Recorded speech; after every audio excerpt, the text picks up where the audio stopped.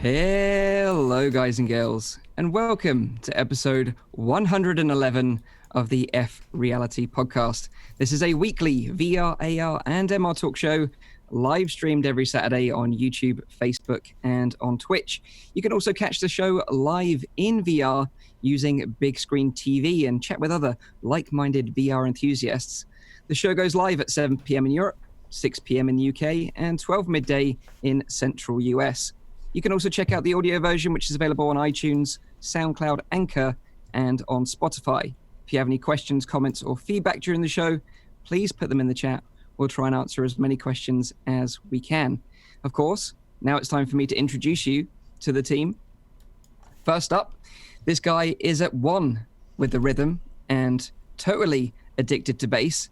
It's the VR mover and shaker, Zimtok5. How you doing, man? You all right? Addicted to the bass. I was like, who's this? And then Rowdy pulled this like massive grin, and I was like, all right, Rowdy played something this week that was musical, and then it came to me. I'm good. Mike is referring to my addiction to immersion in all of its flavorful forms. One of which is audio. Actually, lately I've been thinking of selling my butt kicker because I use the sub pack all the time. But the thing I have been, as I've said, fingering for years is considering getting a headphone amp, which for those who aren't into kind of autophilia, is to help reproduce the music even better and drive headphones, particularly high impedance headphones. And so I picked up a little amp this week. It's a famous one, the FIO E10K, on the back of some recommendations from one of the lads from Crow Team, from the Serious Sam crowd, and so far I've been impressed, but I need to listen to it. I'm very keen on trying it out with game audio as well as music, so wait to hear back more about that. I'm kind of jealous in a way because I'm practically tone deaf. Like, I'm not actually tone deaf, but I can't actually listen to things and say, yeah, that sounds good or sounds bad. I have no idea what sounds good and what sounds bad. So much so to the point that I had to go to YouTube headquarters yesterday to go on a course with Adobe to find out from a professional what is good and what is bad. Yeah. So hopefully it should help us up the audio game of this show as well. So good. Yeah. That must have been fun. That's London. That's like I think you're in the YouTube creator space for that. That's right. Yeah, the London space. Yeah, it's really cool there actually. They host all sorts of like little courses like that, help creators sort of level up a little bit, which is really useful, especially for me that doesn't know the difference between what sounds good and what sounds bad.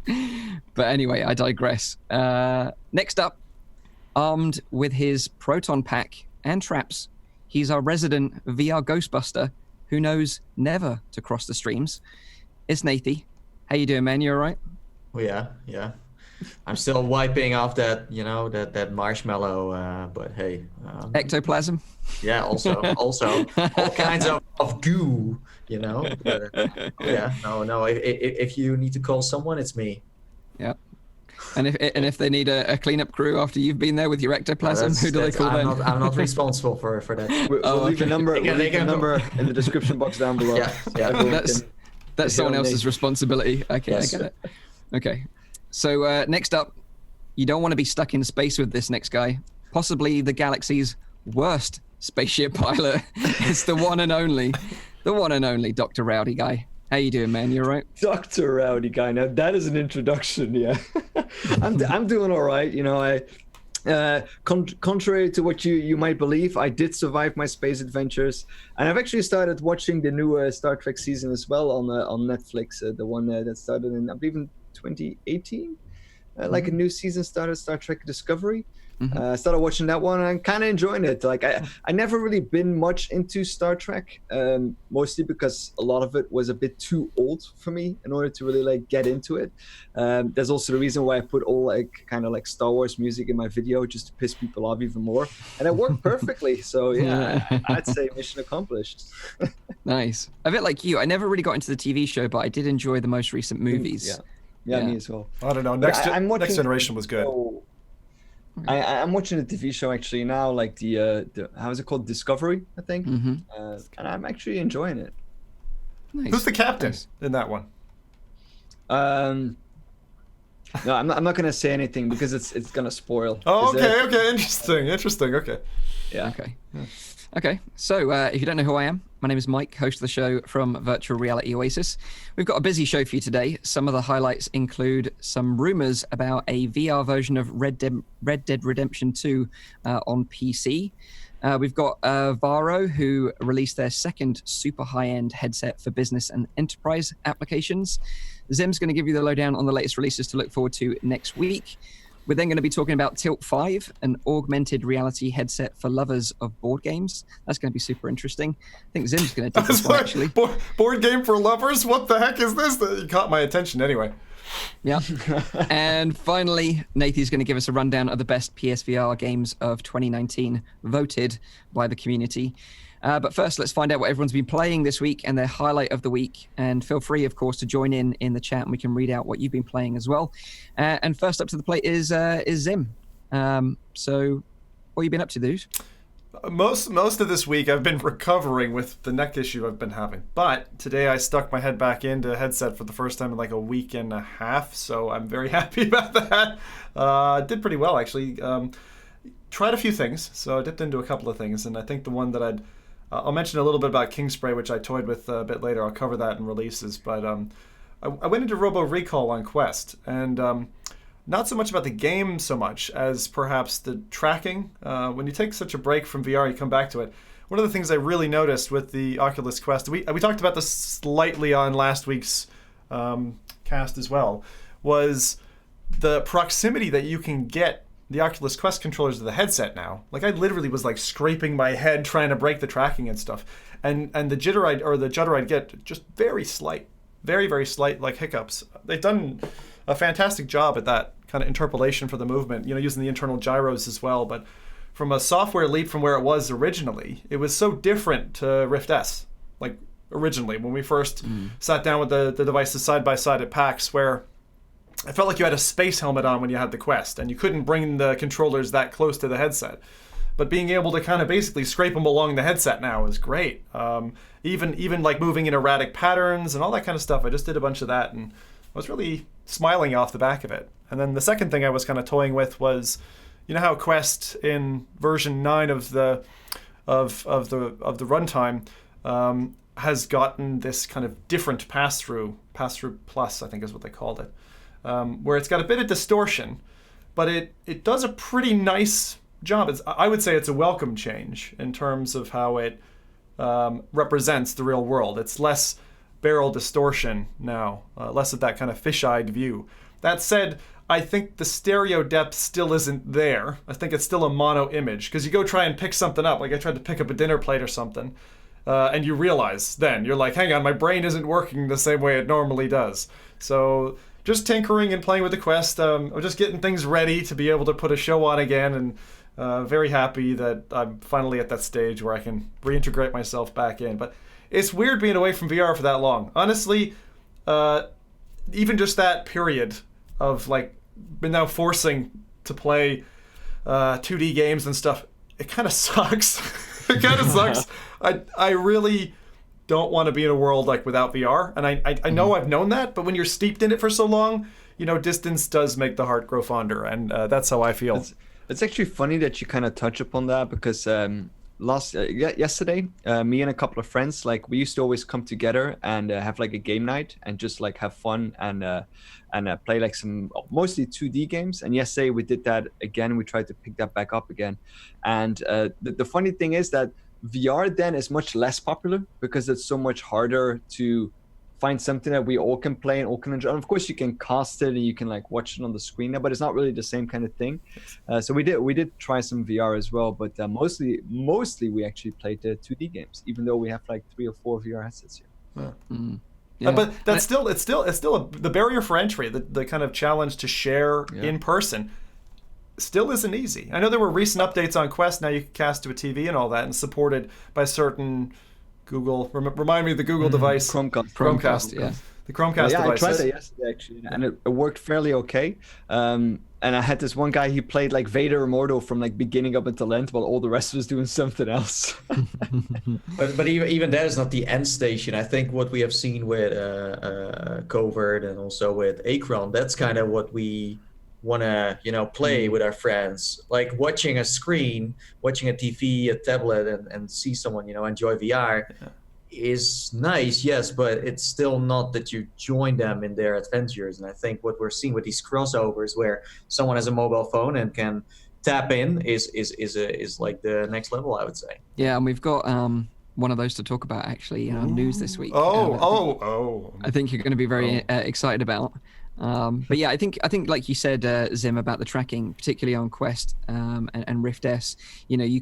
We kind of all took it for granted, really, like this inside-out tracking and like how great it actually was. I know it had its sort of a few issues in the beginning, but like you say, most of them have been ironed out now, especially when you sort of then use a product like the Cosmos, who's trying to replicate what's going on there with the inside-out tracking, but using a different technology, and you realize actually how difficult it is. And I think it gives you a greater appreciation of actually how far Oculus have come, with that technology. And that was only earlier this year. Like, this is not something that they rested on their laurels, right? That software patch came within a number of months, and now it's just accepted as part of the package. And someone who picks up a Quest won't know that it wasn't quite as good as it is now. And, I was scrolling through my library. I've got everything installed that you can on the Quest. I've still got 20 gig free, by the way, so we're not quite there yet. The store is still smaller than the larger of the two Quests, but it's like, you take all that for granted. There's a lot on that store now. There's a bundle. I think you take it for granted because the Oculus Quest had such a smooth launch compared to other headsets, where if you bought the Rift S or right now the Vive Cosmos, you had to deal with certain issues that get updated later on. So then you realize that a part of the magic is all software and not just, the outside. So yeah, with Quest, it's like, as far as I know, for me, it worked out of the box. And I never really experienced any serious tracking issues. So, but also the point you made earlier in the summer. Remember, we like after the initial launch and they did the 50 games release, like early summer, like June, people were getting a bit cranky about. They're like, "Oh, where's the new Quest games?" But to be honest, they've done a pretty damn good job of feeding it. Like, there's 2 to 4 games dropping a week on Quest, and look at the other platforms. I mean, Steam gets a fair run. But and everyone's got Pistol Whip to look forward to, and you're going to go nuts for that game. So. God. There's so much coming out, but I just I would love to be the fly on the wall for these development teams trying to release on multiple platforms. And to the Acron example that Nathie gave, when you're trying to launch on iOS and stuff and Android stores as well as these, you have to time all that. It all has to be approved and ready on the same date. That's not easy. It's hard. That's true. So let's pass it over to Nathie then. Find out what you've been up to this week. Maybe your highlight of the week this week. Yeah. So first of all, let's go to the chat. Cool. So we had Andreas, who played, also known as Bol, by the way. He's a community man, as we OG community man as well. Oh yeah. OG. Oh yeah. So he finished off Sirius Sam, the second encounter. I'm sure that Zim played that one. Did you finish it or no? Actually, second encounter, I don't think I've played that in VR. No? I played the original second encounter the second it came out, start to finish, but no. It's very chaotic, that's all I know. That's the one with the pumpkin heads, I think, if I'm not mistaken. And then he also started playing Asgard's Wrath on Revive, and he finished Evasion 2. I'm sure that Mike had a certain review about Evasion. It's from Architect. Oh, right? Yeah, I really didn't like that game. Yeah, no. I thought the premise was pretty cool. I think playing it with 4 players probably will make it much more fun, but playing it solo was just a grind for me, for sure. Huh. Yeah. Well, at least you still have Asgard's Wrath, so that's nice. Then we have Supa Fupa. He tried Kendo VR. He says it's new and in early alpha. I thought it was quite old. It's like this ninja game, right? Mm-hmm. But I thought it was around for a while. But apparently it's new. Interesting. Then we have Shantomio. He finished Shadow Legend. Mixed feelings, but overall positive. Then we have Watto UK, one of our loyal viewers. He played a little of No Man's Sky and a lot of Asgard's Wrath, and also put a deluxe audio strap on his Quest in preparation for his CV1's retirement / funeral, I would say. Rip in peace. And then two more. We have Jeffrey Goodman. He says, ever go back to a simple arcade game and get lost for a few days? For some reason, I went back and played Back to the Future Pinball. Yeah, well, pinball's also fun. In VR and also outside of VR. I still think it's more fun in real life than it is in VR, to be honest. But hey, that's just my opinion. And then last but not least, we have Jamie, who is looking forward to Thrill of the Fight coming to the Quest. So he's doing a little bit of work that Zim is usually doing with the releases. So you can thank him for that. But it's not coming out just yet, so we gotta wait for that one. But yeah, what I played is I wanted to highlight Cartoon Network Journeys VR. It's a free experience you can check out on Steam. Works with almost every headset, as far as I know. It's basically a game in where you go on an adventure. You can dive into 3 playing cards and explore them from the inside. So every playing card holds a world that you can jump into, and then you go on an epic journey. And funny enough, Cartoon Network sent me a package with the card, so I can show you what it's kind of like. I was gonna say. This is the first one. This is Desert. This is where you arrive when you get into the game, and it shows a hand holding a card with a what is it, like a fire emblem? Yeah. Are you actually playing as the card? Is that your character, or is it just a selection that you're making, like a level? Yeah, it's a selection. So this playing card suggests that you have to throw a card into the fire, and that's what you do in this title. So you arrive at this campfire, and then you get 3 cards in front of you that you can grab and then throw into the fire to get into those cards. And then you have 3 options. You have just to impress, and it shows a jester that is in a fire, trying to impress. Yeah, exactly. But is sweating, so the pressure is real. Then we have Beyond B. I think it's Beeville. Yes, Beyond Beeville. So you can see a couple of bees sitting on a ginormous, what is it, like honey flower thing? I don't know. Looks a little creepy. And then last but not least, we have Cosma Quest. This one is really trippy. You go deeper down the rabbit hole. So I actually went into 2 of these cards. I didn't go into Cosma Quest. I was like, let's just go for something easy first. So I did Just to Impress. I think it's the best one you can try. So I threw it into the fire, and then I arrived at this kingdom where I became a jester and had to impress the king, and I had to do all kinds of tricks. And the funny part was I had no idea what to do. So every time I had to do something new. I had to juggle, I had to play the piano, and then suddenly I had to do a little dance. And while I was doing that, there was like this ginormous monster below me waiting for me to, fall into his trap, because the king has a lever, and if he doesn't like what you're doing, then he might drop you into his, pit. So yeah, that's Cartoon Network, and it's funny that they are making a VR game. They made some stuff before. You have what is it, Magic Man's Hat Games. That is one of those like third-person titles that you can play. It has an Adventure Time vibe to it, and this one has nothing to really do with the show or anything that is on TV. It does kind of have the style of Cartoon Network, so you do feel like you're in one of their shows that don't exist, because you're not, meeting the Powerpuff Girls, or you're not going back in time in any way. It's just something fresh, something new. And the reason why I checked it out is because one of the developers, is Paper Crane Games, and I know them very well because I tried their Pokemon Snap experience, where you had to photograph dinosaurs. It was on Oculus Share. It was also free. I don't think it's available anymore. Yeah. But they finally went from this super small project that they made for fun to now working together with Cartoon Network. So I was like, let's just celebrate like 4 or 5 years of working really hard and getting to the point where you can work together with one of the most awesome TV channels that I ever watched as a kid. So yeah, that's the game, and it's free once again, so you can check it out on Steam. It's cool. It's a hidden gem, and I didn't really hear much about it. I don't think it had the advertisement. It got it. I'd not heard a thing. And Eric Hartley, one of our friends there in chat, is saying that it's it was PD who said, I heard the Cartoon Network experience is time limited. So grab it time and play limited? it Oh now. my! So, well, then you should do it the righty-tighty now. Well, not first listen to the show and watch it, but maybe after that. Yeah. Stay. Stay, please don't leave. I'm sorry. Maybe I should have not mentioned this one. Yeah, exactly, Nathie. Dang it.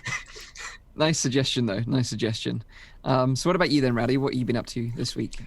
I've played 2 things. The first one is the one that I saw pop up in chat a lot as well. That's Asgard's Wrath.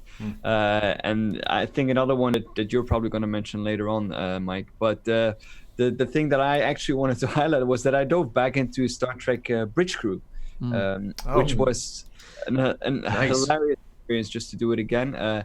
What it basically was user ID and Chris, some people that I play with quite regularly, and we made Chris a captain, and we just the entire 2 hours of that we played that game, we just like got on his nerves up until like he started like completely like going mental and saying like, I don't want to do this anymore, just because it's such a, I mean, the game itself hasn't changed that much since it has been released, but it drives so much on like the interactions, and you all have like those specific roles that are so important. I still like that game a lot, and there's one thing that I still want to see in that game is I want to walk around in the ship that I'm sitting in. I just find it a shame that I'm not able to get up and get to a certain seat, because it would make everything even more frantic if, for example, something happens, you need to run to your station and try to like get everything done in time. I would really like to see that.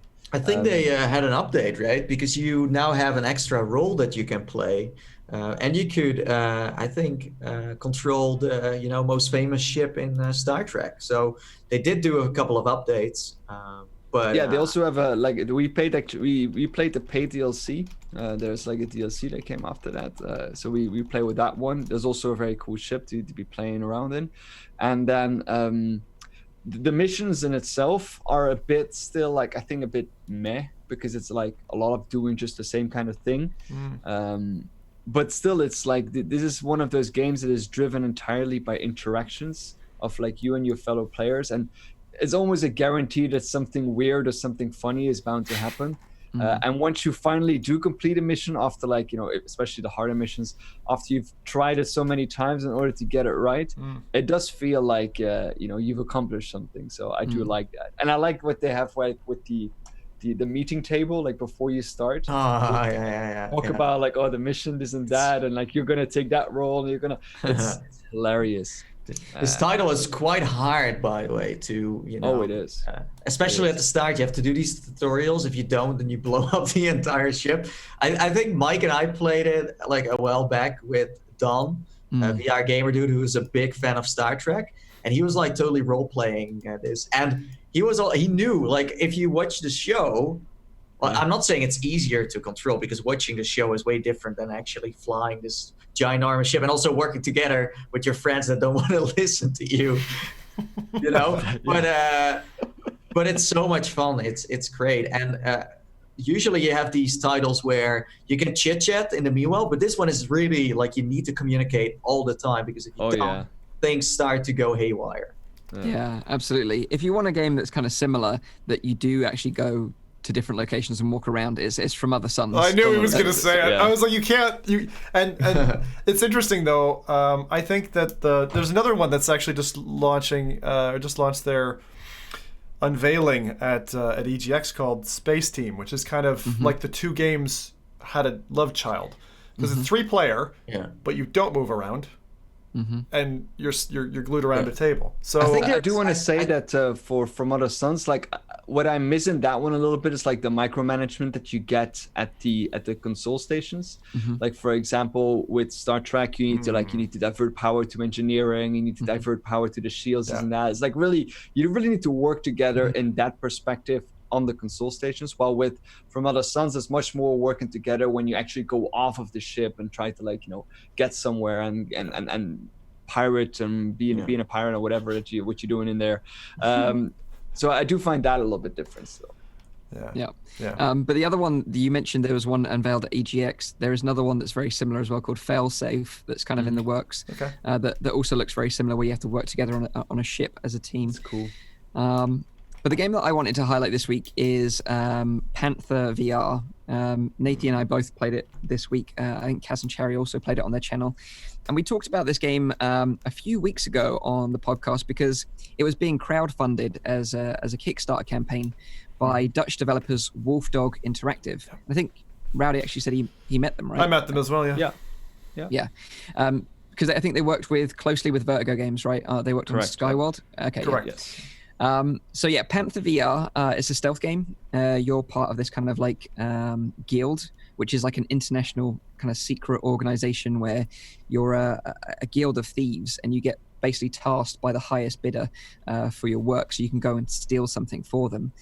And in this kind of pre-alpha demo that we had access to, you're kind of tasked with infiltrating like a research lab to recover a virus and then escape.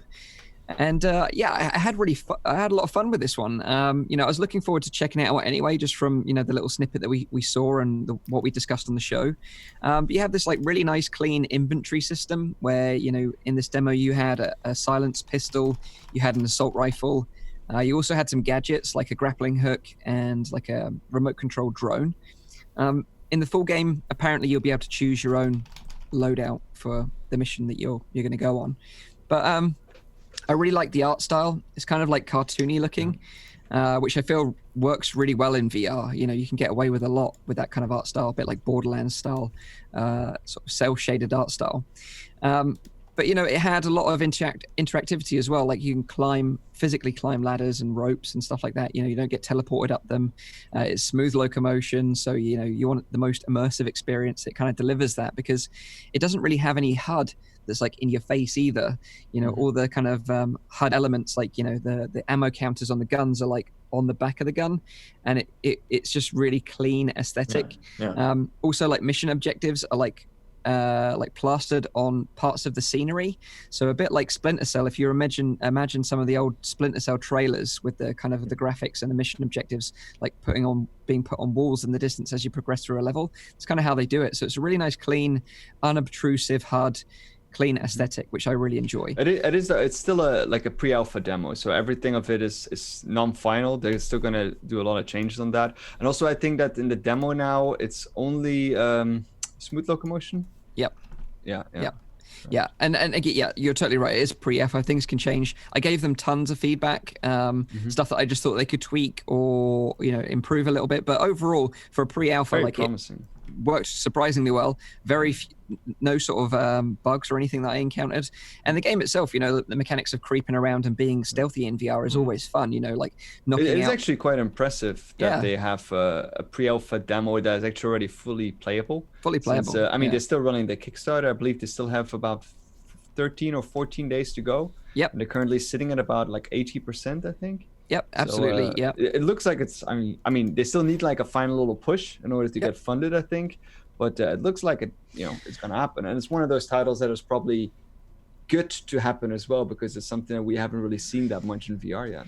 Yeah, and the thing is as well, like it was stealthy all the way up till like the end where you have to kind of steal this virus and you get discovered, and then these kind of SWAT teams start rolling in, and then you break out the assault rifle and start going loud and sort of have to shoot your way out. You like got this epic like scene where you're sliding down a zip line in slow motion, and it was just really, really cool and really good, especially for a pre-alpha, like I say. So I think it's going to be a promising game. Definitely looking forward to seeing what more they bring to the table in terms of like different weapons, different loadouts, different missions, different objectives. But But I think it's definitely a promising start for this title, indeed. How does it compare to things like Aspire 1 and those games that you've trialed before, or even the kayaking one? Yeah, so like, okay, so I wouldn't necessarily compare it to Phantom, because I think that is a game in its own sense. You know, being in a kayak is very different, but it does obviously compare very well to Aspire 1, and both games in their own right are very, very good, and they both have similar mechanics in that you can drag guards once you've knocked them out and hide them places. Aspire 1, I kind of get the feeling it's kind of got this more sort of it's got a vibe about it where you're controlling this machine, you know, whereas in Panther it's you know, you're the thief, whereas in Aspire 1 you really feel like you're controlling this kind of like Terminator machine that's like a stealth machine. You're pretty lethal in that game, like in Aspire. I'm still waiting for like a stealth game that would, like, you know, like proper stealth. If you don't use stealth, you're likely gonna die. Or like where they actually mark you down on like when you don't hide the bodies, or like they patrol and they find the bodies, wake them back up. I would like to see like some more rewarding kind of system in that kind of perspective in a VR game, where you really need to like make sure you don't leave any tracks or something like that, like the old Hitman games did and stuff. I like, I've seen a lot of people say like, hey, you know, how is Aspire 1 compared to Panther VR? And honestly, you could compare them based on, I have a silenced pistol, etc. But the thing with Aspire 1 is that this game is based on the less kills you make and the less chaos you create, the more money you make. Because in the end, in that title, you make you need to make you need to make sure that you don't do too much damage, so you can make money instead of lose money. And in Panther VR, it's just, you need to do this objective, and you can go in loud or silent. It doesn't really matter. It of course impacts the gameplay, but I don't think it impacts your progression system in that sense. And this was a very early version, so then maybe they have like achievements or anything like that will kind of force you to play in a different way to unlock certain things. But what I want to salute them for is that, they first do the Kickstarter, they first try on their own to hype it up and also get people funding this project. And then at like 70-75%, they're like, maybe we should now throw in a demo and send it to Mike, Nathie, maybe some websites, some other YouTubers, etc., and continue from there. So I thought the order they went for made a lot of sense. And also the demo shows a lot of aspects of this game. It worked, by the way. I have so many demos that I get in my email box that don't work. And that are like not showing the game at its full potential. And this one was balanced out in a way, and they gave me all the information. They sent me a press kit with all the information on there. So super professional, and it's a pleasure to work with a developer like that, because that way you can also make a good demo video itself, because the demo it's not like on Steam or something. It's just like a file that they, and I have bad experiences with those kind of files because they often just don't work. But with this one, I mean, I still need to release my video on it, but with this one, it just worked, which is great. But they were very, I just want to say, like, very well prepared. I know this is kind of off grid to what the game is all about, but this is like something I see a lot of developers don't know how to properly promote their game, but it seems like they know how it works. Yeah, I totally agree. I think they did a really good job, and like comparable to Aspire 1, I think both games are going to do super well. And I think if you enjoy stealth games, you're kind of going to be spoilt for choice with both of them. Obviously, right now, Aspire 1 is aiming to be on Quest, whereas I know that the feedback from the community, of course, that everyone wants this Panther game on Quest, but I think they're really focusing on the PC early access, which is going to be releasing in April next year. And then, if they get enough support, do a Quest version later. Because with Aspire 1, it's like they were working on the Quest version and the PC version at the same time. And I did try Aspire 1 on Quest, but I think they should, and I think they are right now, focusing on the PC release first. And then they should move to Quest. And again, we have Oculus Link too, so don't worry, everyone. That was what I was thinking. With the link cable coming, it might be a smart choice to be focusing on the PC first, and then the Quest maybe later. PlayStation VR could have Panther as well. I think it would be a fitting platform. Yeah, with the aim controller. So. Imagine with the aim controller would be fun. So if you're interested in checking out Panther VR, check out their Kickstarter campaign. Like Rowdy said, they've only got a couple more weeks left. Just need that extra little push at the end. And I think they're only asking for $20, I think, for early access to the game next April on PC. So yeah, one to definitely have on your radar for sure. So let's get into some news then. And this is going to be the fun part first, because this is an interesting game. It's going to be perfect for those looking for something really scary to play at Halloween. This is called Rico's Fragments. Now, you'll probably remember last week, Zim and I talking about Acron. Zim mentioned it again on this week's show. Basically, you've got a player in VR acting as a tree, and then you've got mobile players as kind of squirrels that are trying to steal the tree's nuts. It's a super fun game, asymmetrical multiplayer, and it's an interesting concept as well.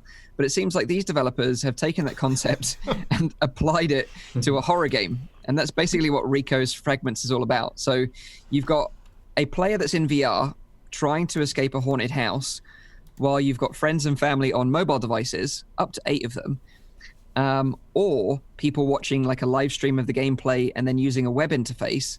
And these people can become spirits in the game and then control jump scares and traps to hinder the VR player. Do you know how that sounds? That sounds like a torture device. Yeah. It sounds awesome, though, in a really scary way. So to make matters even worse, not only have you got to contend with these like real life players causing you grief, but there's a creepy kind of ghost that's hunting you down in this haunted house that reacts to the noises that you make. So, when you walk, you make footsteps. When you interact with objects, that makes noise. So that's an AI. So that's not getting controlled by anyone. So it's like humans and AI working together. Exactly. Versus you, the player. So this looks like a lot of fun. I really like the idea as well of that you could be live streaming this and then just put out the code. And then people can just open a web browser. Like any viewer, up to 8 viewers could open a web browser and then just start trolling you in the game. But of course, there's certain like cooldowns, so things don't get overused. But I really like that kind of mechanic, and it's the first time I've seen that where like someone could be watching a VR gameplay live stream and it'd be really interactive for them and actually playing with the person in VR. So I think that's a really neat idea. It reminds me of Dead Realm. It was like this game that came out a couple of years ago where YouTubers could like scare each other also live, and they could record their own stuff. It's similar, but then in VR, of course.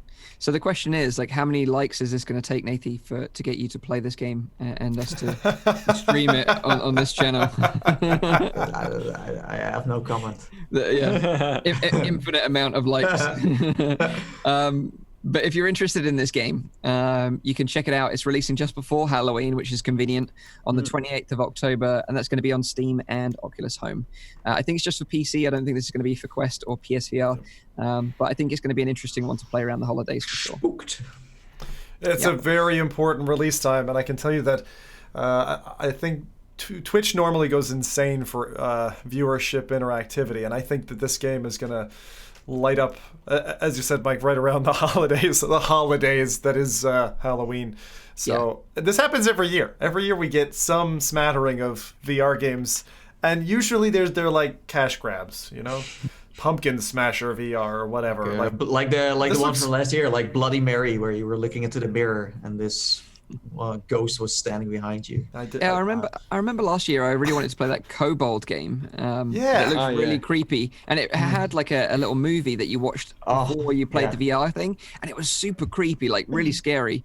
But then for some reason the developers sent me like the wrong build, and I played the wrong build on a stream, and it just ended up like being a car crash. So I had to delete the stream and all this kind of nonsense. But hopefully it'll be a bit smoother this year with this. I should go back to Kobold. Actually, was Kobold the one where you had at one stage there's like locks and you have to drill the locks to get out of? I can't remember. I think that was one of the mechanics in the game. I think. No. It was the one with the kid. Right? Yeah, it was the one with the kid. Yeah. It's super realistic looking. It's so scary. It's so scary. But it was kind of shard in a way. A recommendation I can make Halloween wise is The Haunted Graveyard. It came out last year. Also a title that didn't get much, hype or anything. But it's like joining a musical, like a Disney musical with a Halloween sauce over it.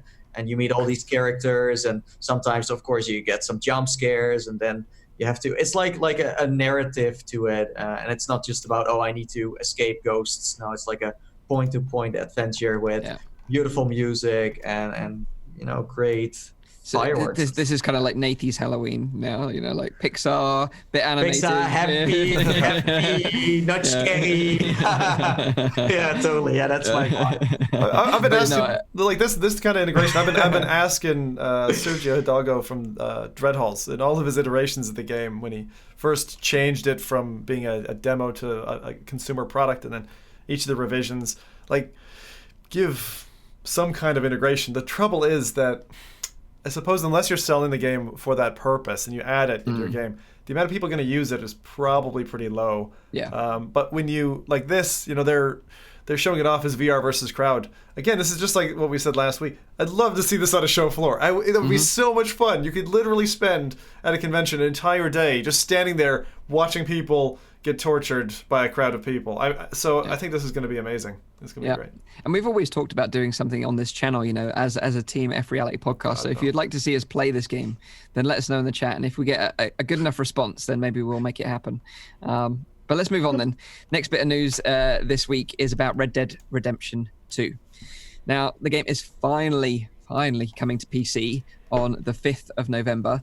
It's been an exclusive on consoles for over a year now. So if you've been waiting for this one, you've been waiting very patiently, bless your heart. But now you'll finally be able to play it. Are any of you guys looking forward to playing this in pancake mode? Oh yeah. I played it. I mean, I've played it I haven't finished it, but I played it for a solid maybe 12 to 15 hours. Yeah. Barely touched upon it. That means nowadays when you play these kind of 2D games, because these are easily 40, 60, 80, 100 hours that you sink into a game like this in order to finish it. So much variety as well. Like you can just go on side quests. I didn't even know what the main quest was up to 6-7 hours in. So it's just to give an idea on the size of these kind of games. It's crazy. Incredible. But of course now on PC, if you've got a badass rig and a 4K monitor, you can play this in 4K now, and the game looks gorgeous. So I think you're in for a treat. But of course, this is a VR podcast, so let's get to the VR aspect of this. I was going to say, I got to answer your question. I'm not playing it because I'm holding for the VR version. Okay. So this is what came out basically. The PC version, like the console version, uses a mobile companion app. So you can, look at the maps and things like that using this app.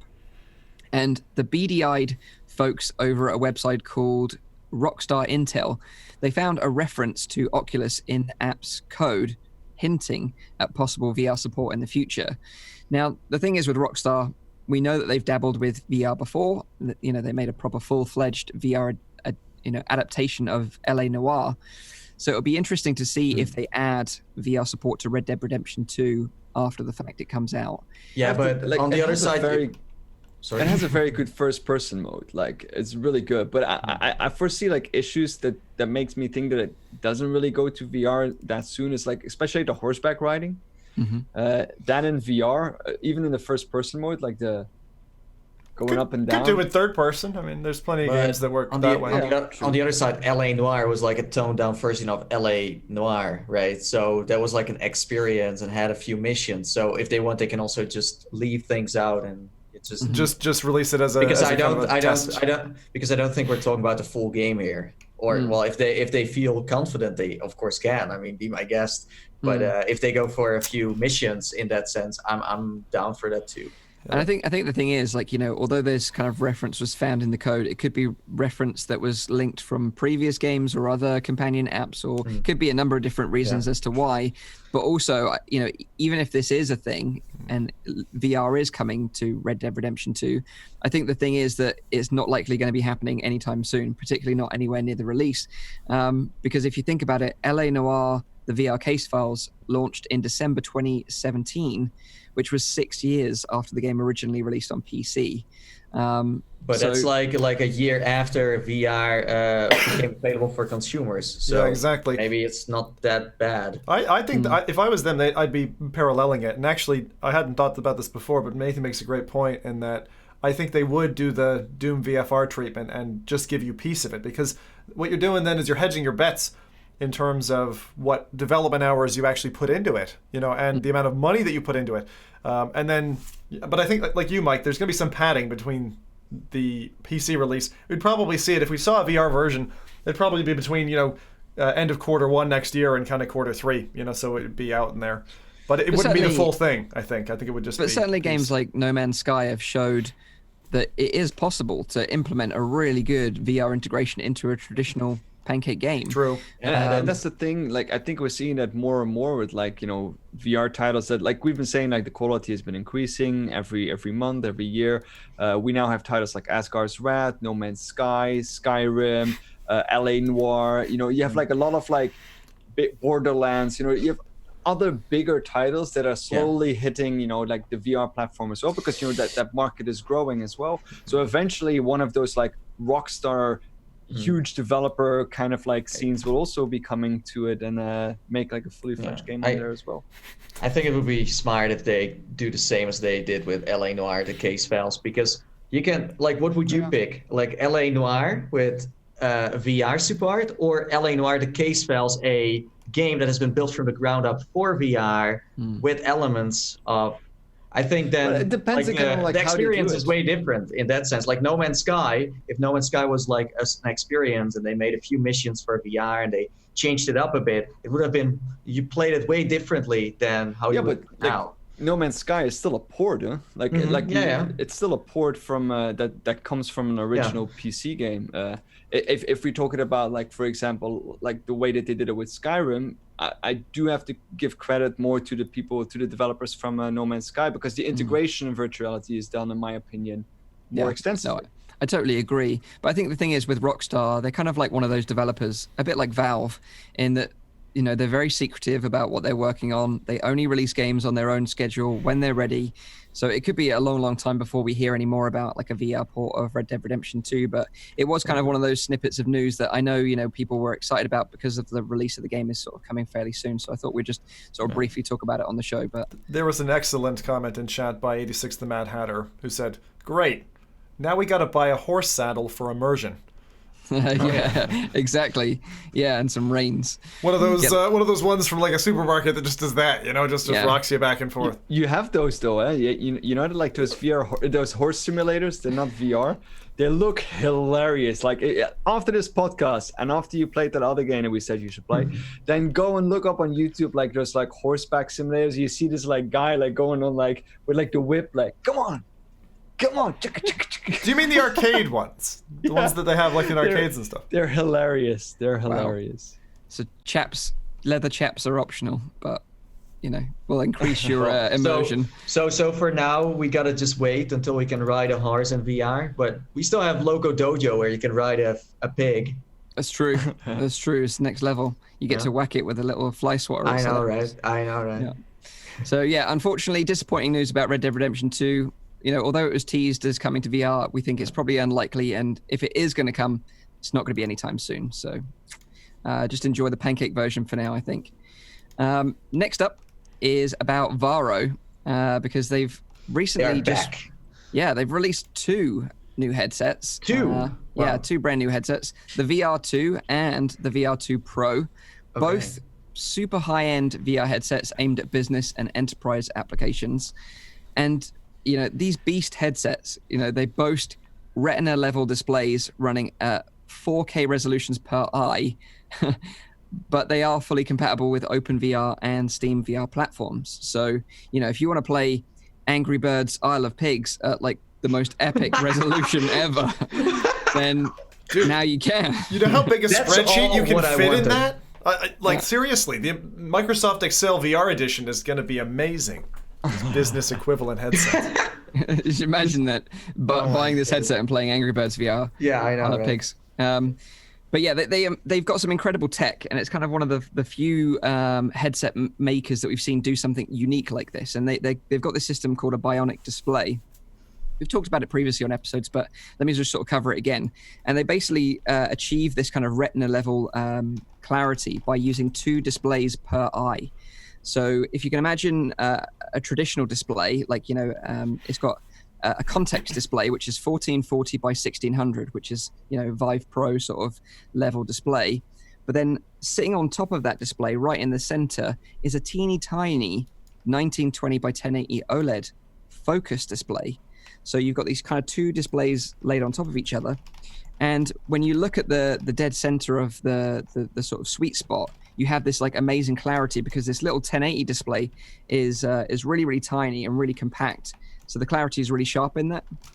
And then you've got this arching context display that takes up your peripheral vision and everything else around it. So that's kind of how they managed to deliver this really high quality visuals.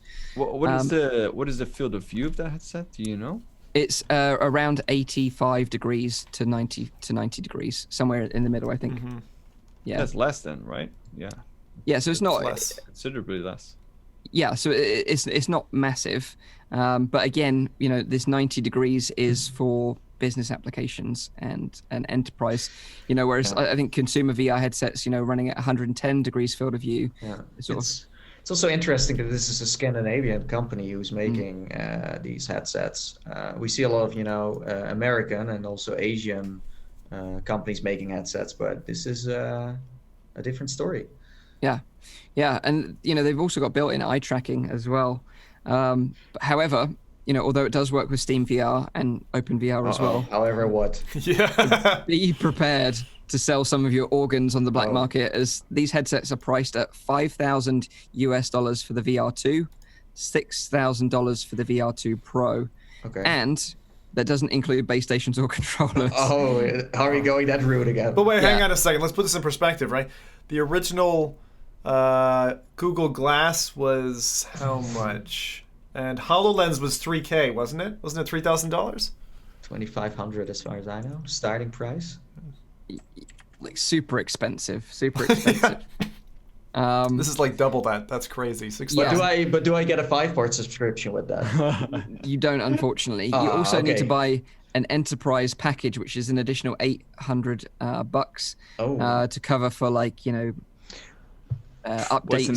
And don't forget California state tax on top of all of this, right? Exactly. Yeah. So it's a super interesting headset. Although it is a smaller field of view, you are getting this super high-end sharp image.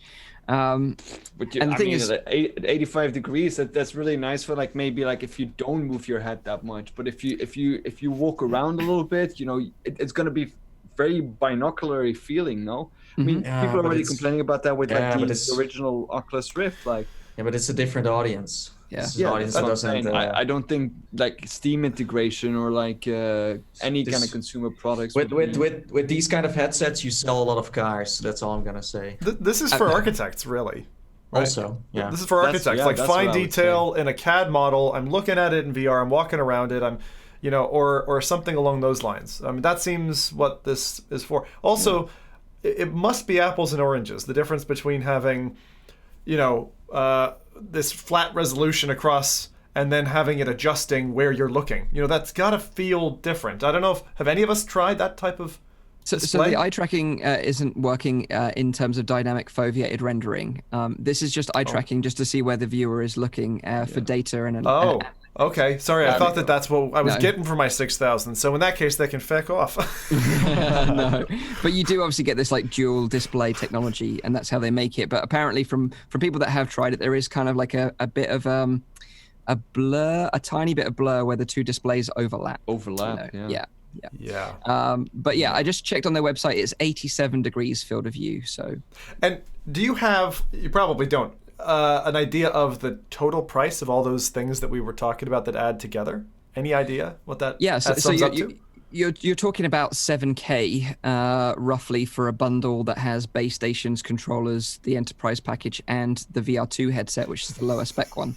So yeah, but Nathie makes a really good point about car manufacturers, and people like Audi and BMW. This is pocket change for them to really look and be able to walk around like a prototype that they've developed as a model. So I think they're the kind of companies that are going to be using this. Still, even that, the added value that you get in that, and the only added value is the resolution, because that eye tracking module that exists in other headsets as well.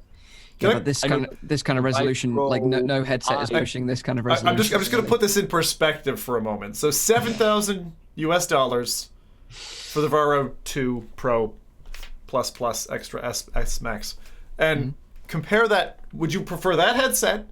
In case it maybe breaks, think about that as well. or 17.5 Oculus Rift S's or Quests. 17.5. That's a small village. Yeah, of course, but for them, they just want, like, if you're Audi or you're BMW or you're, the RAF running some sort of flight simulator to test your like recruits, the prices, it doesn't matter, and for what they're getting, really, that's why I'm saying, it's like, still very affordable for them. That's why I'm saying, like, the added resolution, is that comparable? Is that beneficial in terms of when you, because I think most of those companies are more interested in the eye tracking data because for ads apparently it is, because with Xtal and also Pimax we have seen the same thing going on. Yeah. Like resolution apparently sells more matters.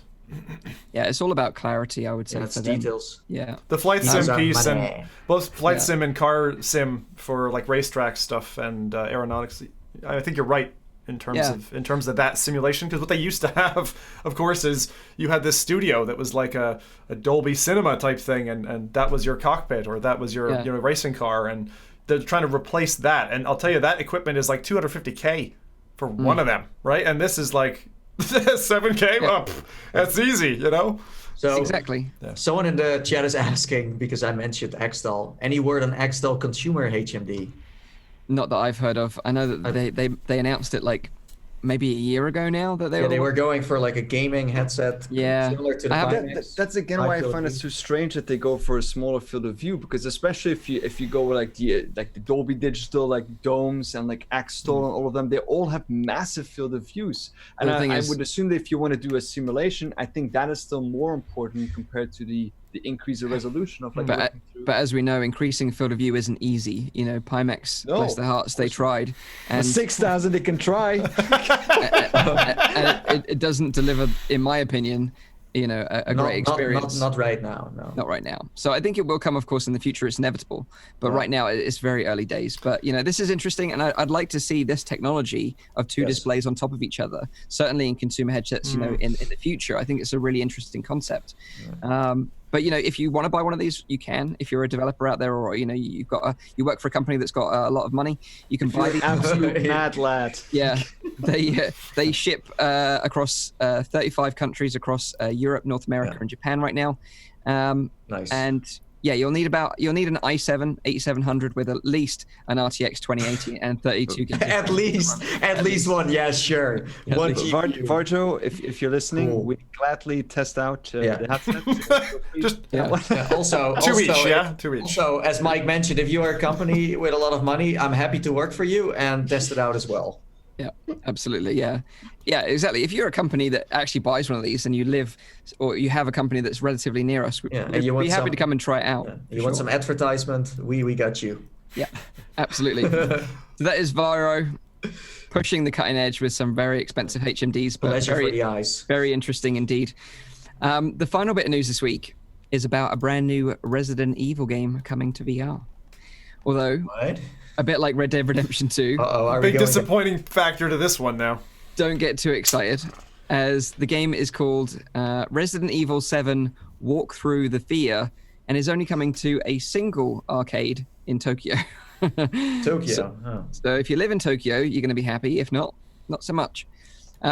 It's designed to be played cooperatively with 2 to 4 players. So think like The Void, with a Resident Evil experience. I can see Nathie's eyes lighting up right now. He's so excited about this. or like that wheelchair demo. Man, that was some real scary stuff.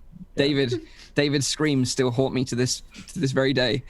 But basically, with this new Resident Evil experience, you'll have to work together through a 40-minute experience. 40 minutes? 40 minutes. How much is that? How much do you pay for an experience like that? Not quite sure of the pricing because it was in yen, so I didn't take a note of it. But yeah, so it's 40 minutes. You go in with 2 to 4 players, and this is an experience where you'll revisit the Baker family from Resident Evil 7. Oh no! In a story that is set before the events of Resident Evil 7. Oh, before. So it's actually not that bad. Well, but I think you're like stuck in Jack's basement. Yeah, exactly. So, Jack's basement. Perfect. Yeah. That's what I wanted. That's the worst part to start at. I know. But 40 minutes is quite lengthy. Like, is there another equivalent arcade game? Because that's a long slot. It is. It is 40 minutes. That's more like a room escape. You know, you'd book a room escape, you usually get an hour. Yeah, and I think this is why that it's only coming to this one arcade, because I don't think 40 minutes rolling it out across many is going to maybe work that well. But I really hope that more locations open in the future, because I'd love to try this out, especially because we're all big fans of Resident Evil 7. Yeah, totally. We played it on the PSVR. Well, Nathie isn't, but the rest of us are. Big fans. But even if this doesn't come to locations that we can go check it out, at least Capcom, please give us Resident Evil 7 VR on the PC, because it's been like so many years now. I'm just giving up. Well, I mean, I don't just play it on PlayStation.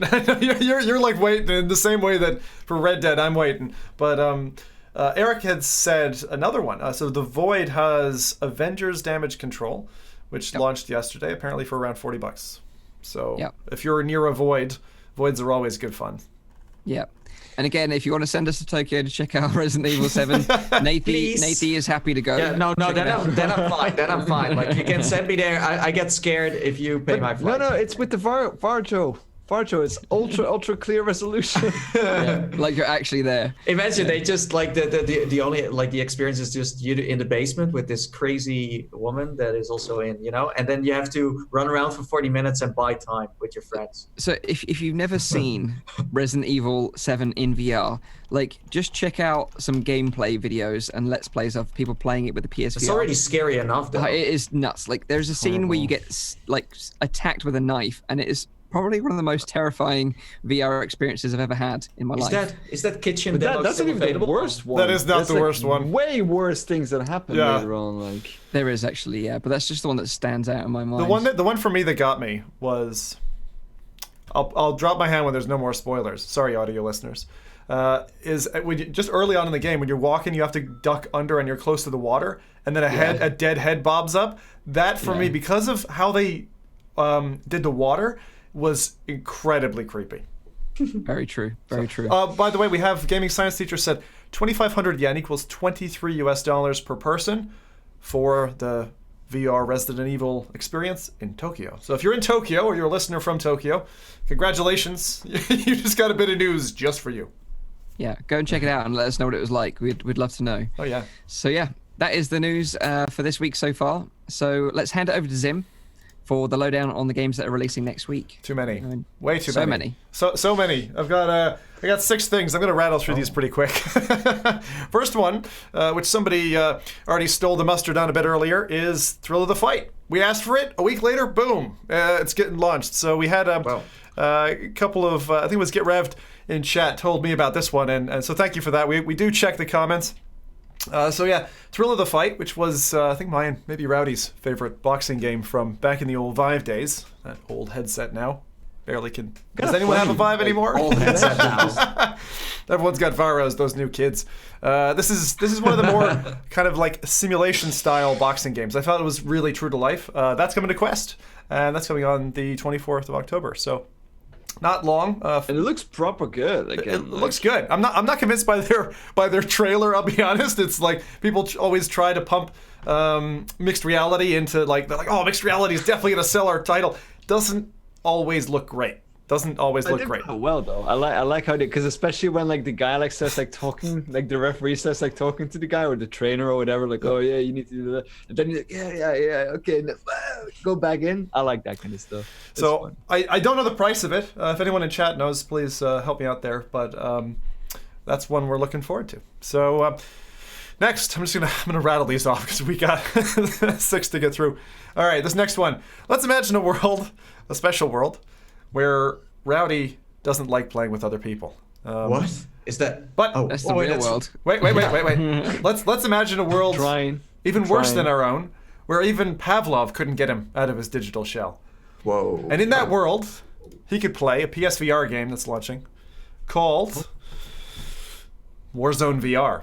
So Warzone VR is, when I first saw it, I thought this is a copy of Onward brought to PSVR to reap the benefits on that platform. Sounds like another Battle Royale title coming out. Yeah, the very odd thing about Warzone, is that, I'll say what the product page says first, which is just to be fair to them. It's built to play like a competitive multiplayer shooter but instead with AI. They actually say that. They actually say that. No.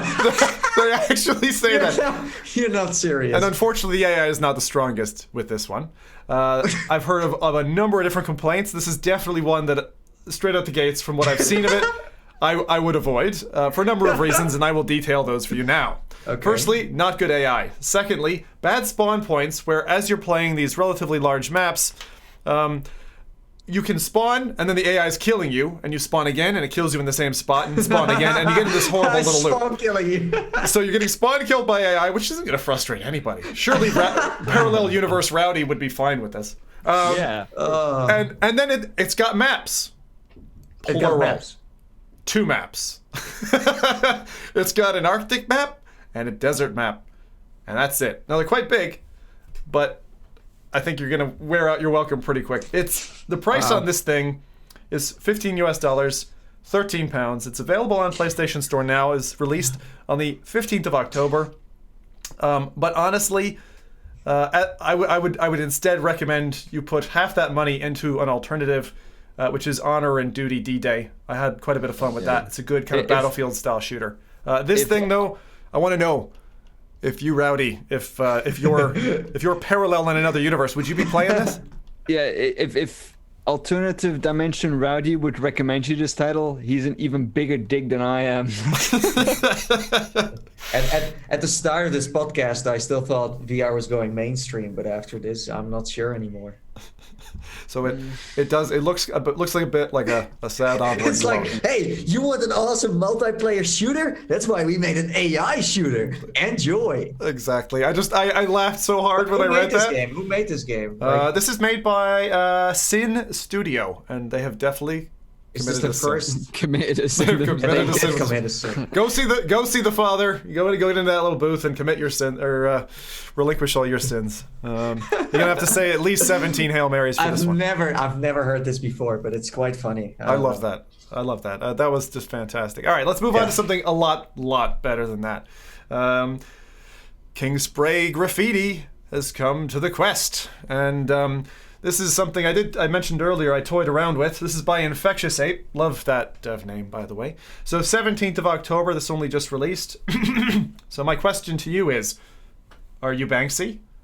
Do you ever want to write expletives, lewd pictures, political artwork, and gang signs on a brick wall, but you're not too happy with the jail time that typically follows? Well, this is the title for you.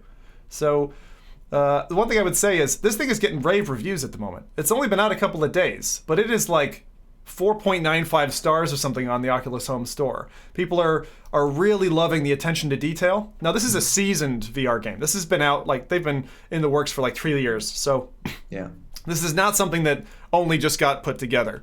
But the things that surprised me the most jumping into it, I'd say, were so Kingspray it has multiplayer. So you can actually get together and collaborate. 4 people can get together and collaborate on a painting. Now, would you trust your friends to not back up and just draw dicks all over your artwork? Now, the thing is, I love this. There are some beautiful features in this title, especially for the multiplayer aspect, where you want to have a laugh and just draw a funny face over Mike's beautiful Mona Lisa, which is an undo feature that you can actually undo, right? So that's nice. Sorry, nice. Correction. Mike's a Stickman figure. Mike's Stickman. We'll get to Stickman in a minute. That's another one. But like the paint drips realistically. The volumetric attachment of the paint to the wall, etc. It's definitely one of the more realistic spray paint simulators. Mm-hmm. It is the most realistic. There have been a few. There were a few back on Vive. Yeah. There were a few back on Vive. But the thing that I like is there's like 10 different environments. And I'm gonna talk about something I didn't like in a second, but I gotta tell you, I love that they say we feature realistic surfaces, and this is my favorite. They say like concrete, metals, and truck. Yeah, the truck surface is the best. But the thing that I didn't like, and this is being really nitpicky now, I couldn't just spray paint whenever I wanted. You can teleport around the level, right? But you're limited. If there's that brick canvas in front of you, that wall. Mm-hmm. You can't go to the wall the other side and spray on that. You're limited. And I'm like, who normally picks up a spray can? a rebel. Rebels aren't going to follow the fucking rules. I want to spray on all the walls. I want to spray on the dumpster. I want to spray on my friends. I don't know if you can do that. That would be good. Just like yeah, it kind of acts like a tiny open world, but it isn't. It's very like you have a wall or a truck, and that's where you need to like. Yeah, but I mean they have a save artwork feature. You can post that artwork. So I understand the reason for the boundaries in that way, and the boundaries aren't visible. It's just there's certain areas you can't spray on. I got an idea. If anyone in the chat or anyone who's listening right now is bought this game and wants to take the challenge of making our logo F.Reality on a wall and then tweet it to us would be amazing. I would love to see that. That is a good. Epic. That is awesome. And then of course also post yourself with it with a selfie. It would be fun. Yeah, and we'll show it on the show and we'll read it out. Yeah, we'll definitely applaud you live for that one. Yeah, for sure. And also try to make a painting of Mike, how he would look as a stick figure. I'd like to see that. That's all we're gonna get now. Well, that's easier. I mean, I kind of need to balance this out, right? Like F.Reality logo is quite challenging, I would say. I think it is. All right. Next one's just a reminder more than anything. So we've got Borderlands 2 VR landing Finally. very shortly. Finally. Yeah, absolutely. So finally coming to PC, and this one, although I didn't get a price for it, it's probably going to be in the range of Borderlands 2 VR on the other platforms where it is, which is about 20 to 25 pounds. So probably less than $30 US. This is by Gearbox, landing on the 22nd of October. If you don't know what Borderlands is, then crawl out of your hole. But it's a looter shooter, right? And I always loved their tagline of 87 bajillion guns. So it's one of those where, you know, like Diablo style, you're going gun to gun, trying to upgrade, find the best equipment, and move on with your life. Now, it is single player, and so that's the thing that we've mentioned before. That is a bit of a downside.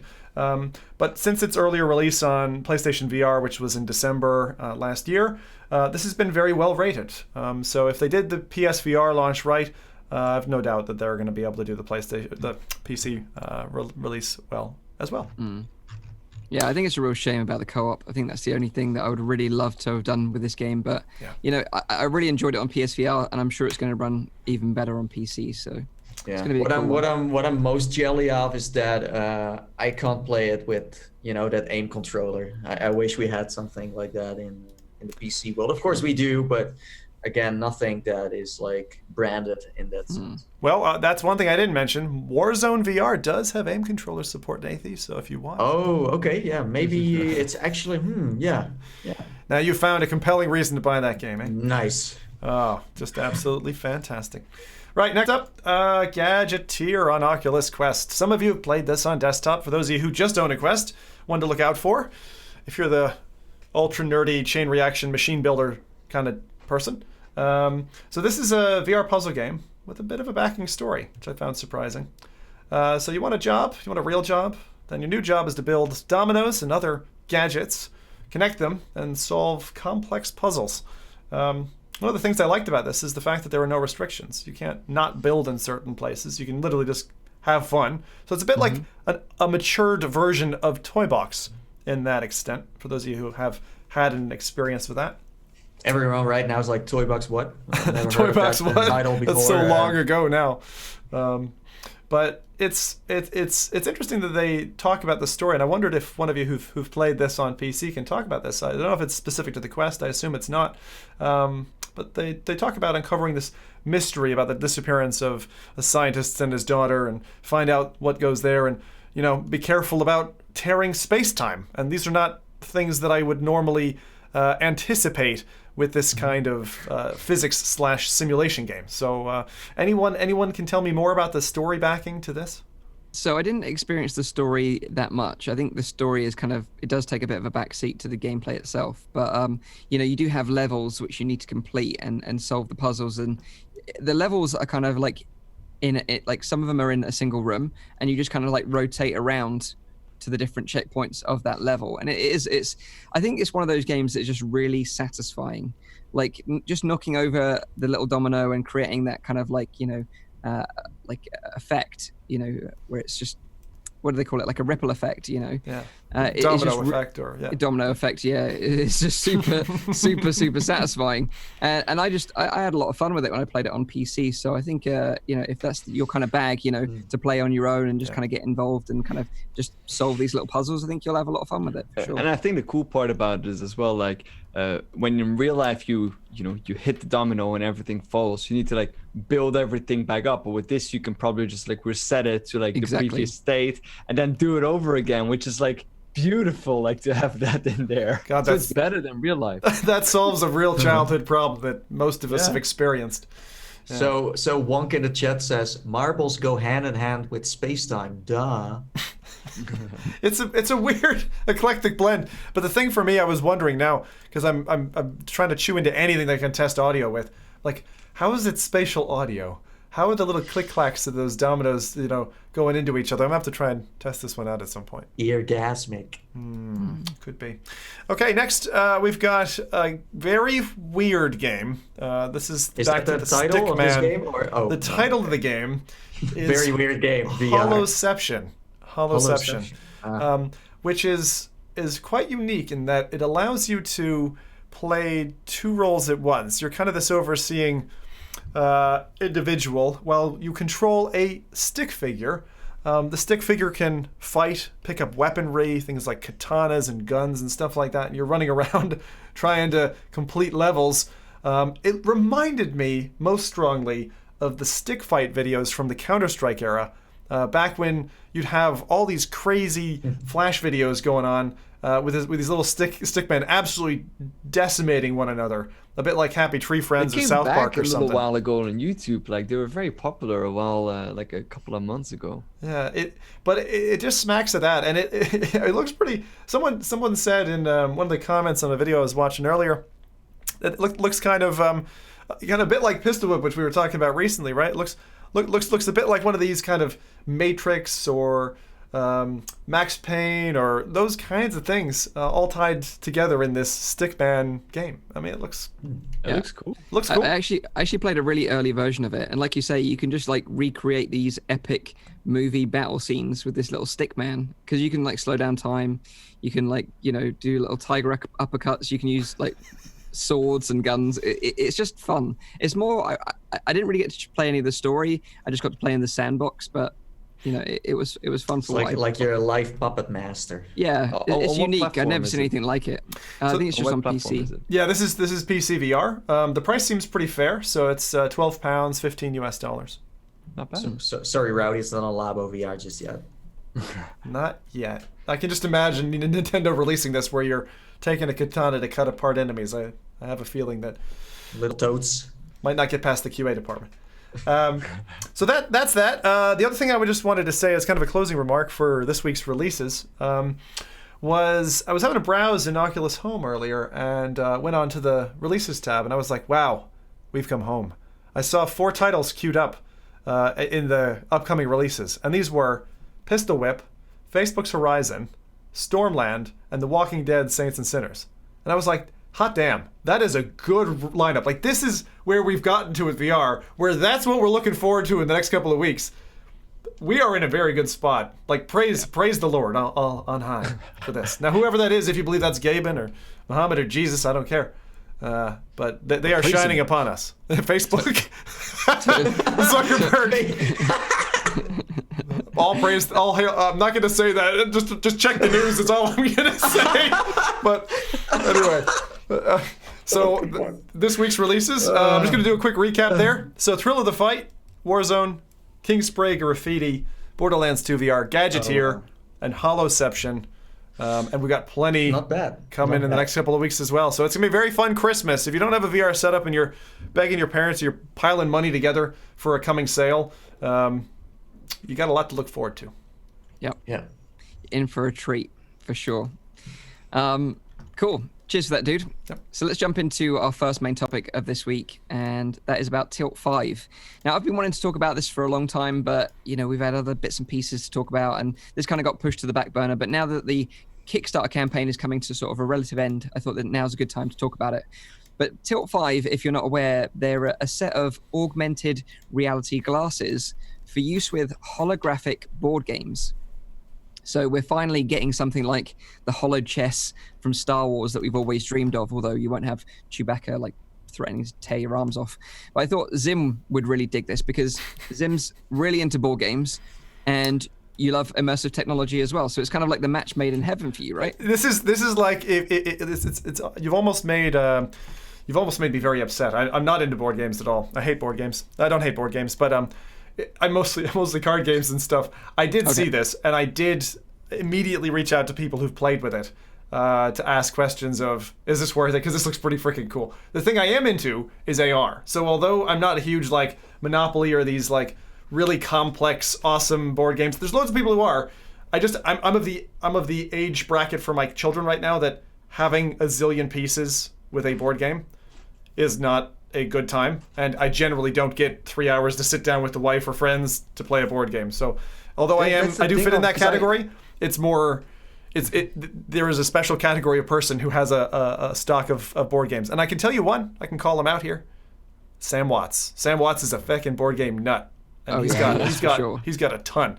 So if you're looking for board game recommendations, then he's a good one to go. I do love board games though, I'm not gonna lie, but it's indeed like you said, like the amount of time that you need to sink into like, a lot of those is like for me at least like a very limiting factor, because I don't own any of them, but if I ever get the chance to play some in my spare time, I'd love to. Yeah.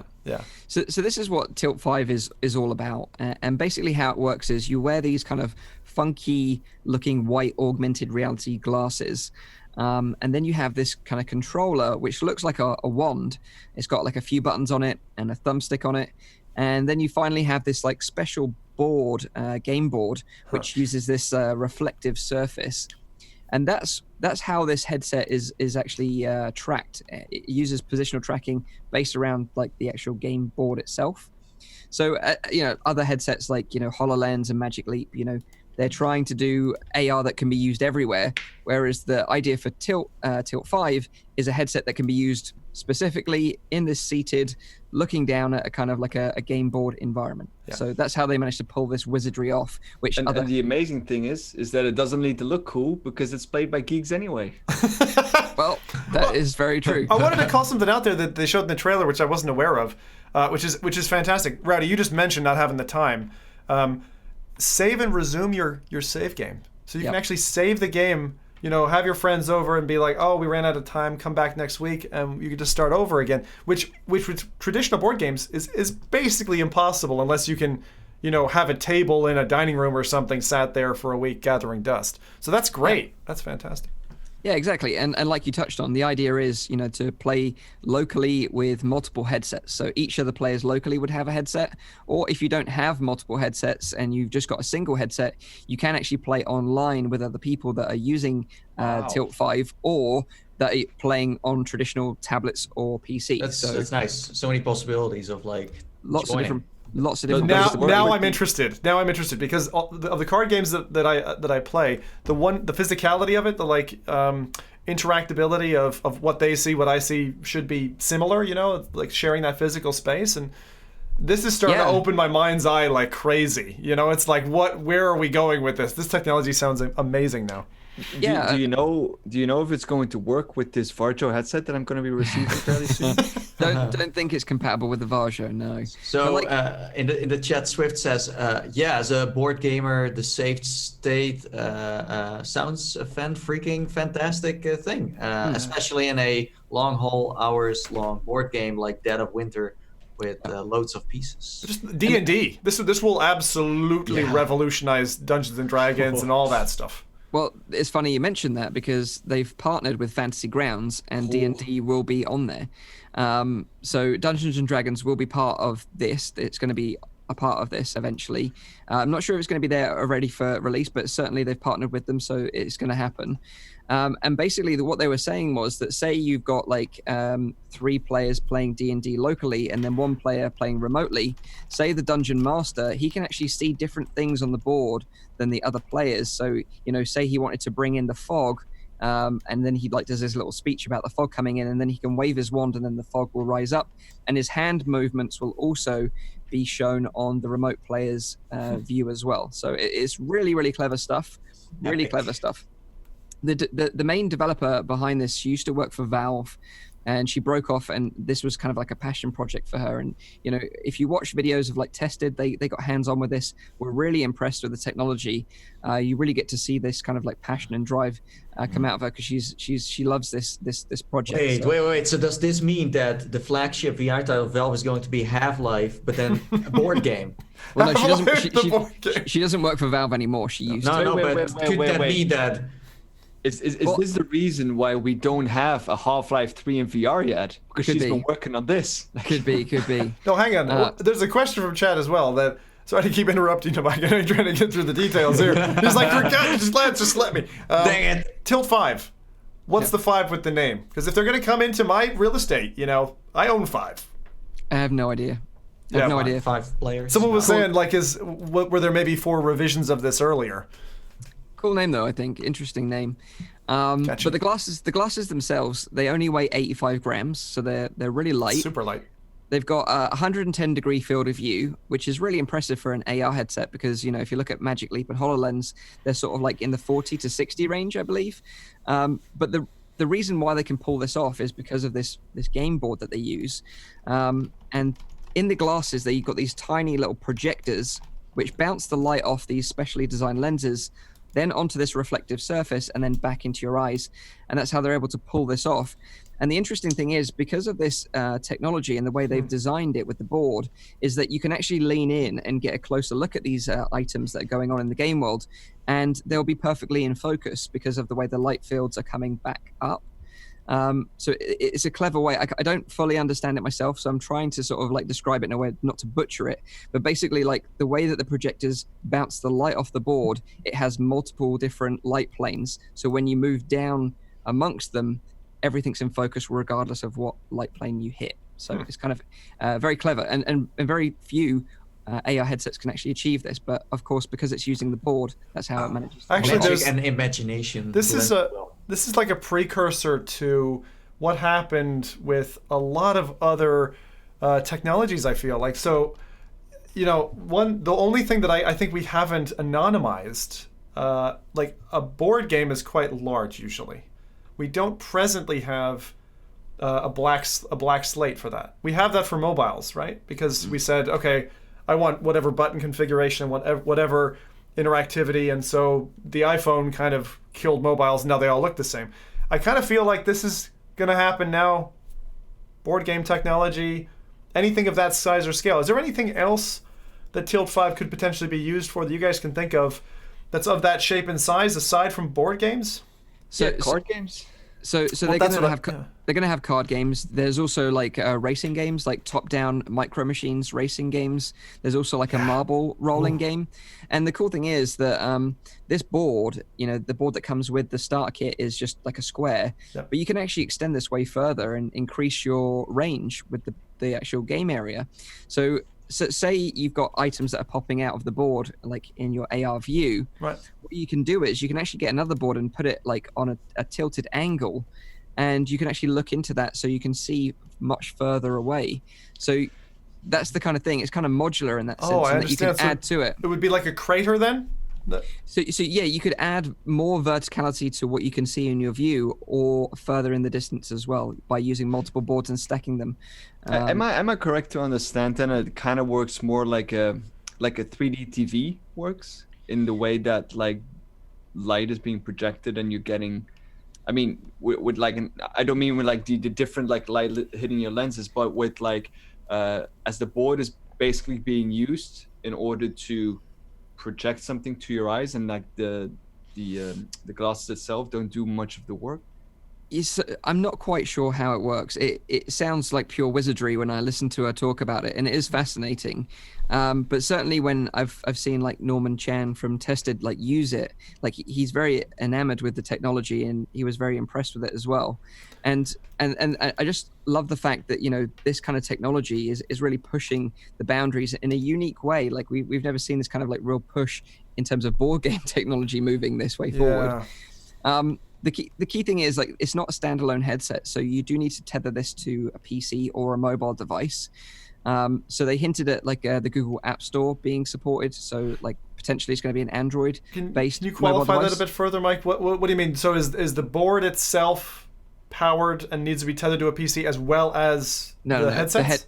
So the headset is powered and tethered to a PC or mobile device. Okay. The board itself is just a reflective surface that has like these dots around it that the headset can use for positional tracking. Absolutely. Oh, okay. Now I get it. But you say Android? What Yes. about iOS? They only mentioned Android or the Google Play Store in there. Oh, well, Rowdy, you're fucking lucky to play something at least. But I think it's likely that it will come to iOS as well. But I think really, of course. I mean, Rowdy's the only one in this podcast that uses Android, so says enough about the. Yeah, the smartness of me. Yeah, I know. But it's Andreas who actually went a bit further on, because he's actually talked quite a lot about this, and he says indeed that the board itself is a retro reflector, and it's key for it to be working. But all of the active tech is apparently in the glasses. Mm-hmm. And he says as well that the 180 hertz frame rate is actually the 3 color fields, which is also mentioned on the Kickstarter page, is basically like a DOP, but every color is reprojected separately. Mm-hmm. Interesting. Yeah, so 180 frames per second it can run at, but it doesn't necessarily make a difference. Like the games that it runs from Steam can run at 30 hertz, can run at 60 hertz. It doesn't really matter too much because the headset upscales it anyway. So they were given an example where like Unity crashed and they were still able to look around the scene because a lot of the magic is being done in the headset itself. Yeah. So it's a super interesting piece of technology, something that we've never really seen before. And what is the price? Well, this is the thing. It's actually relatively cheap. It's $299. You get the glasses, the wand, the game board, different nose pieces. Sorry, one pair of glasses, right? One pair of glasses, yeah. Different nose pieces and a USB 3 cable. You can buy a set with multiple glasses, but like I say, even if you just buy one set, you can play with people online just using your board alone. They also say that these kits are developer kits and will come with the SDK, so you can use that to plug into Unity or the Unreal Engine to develop a game yourself if you wanted to.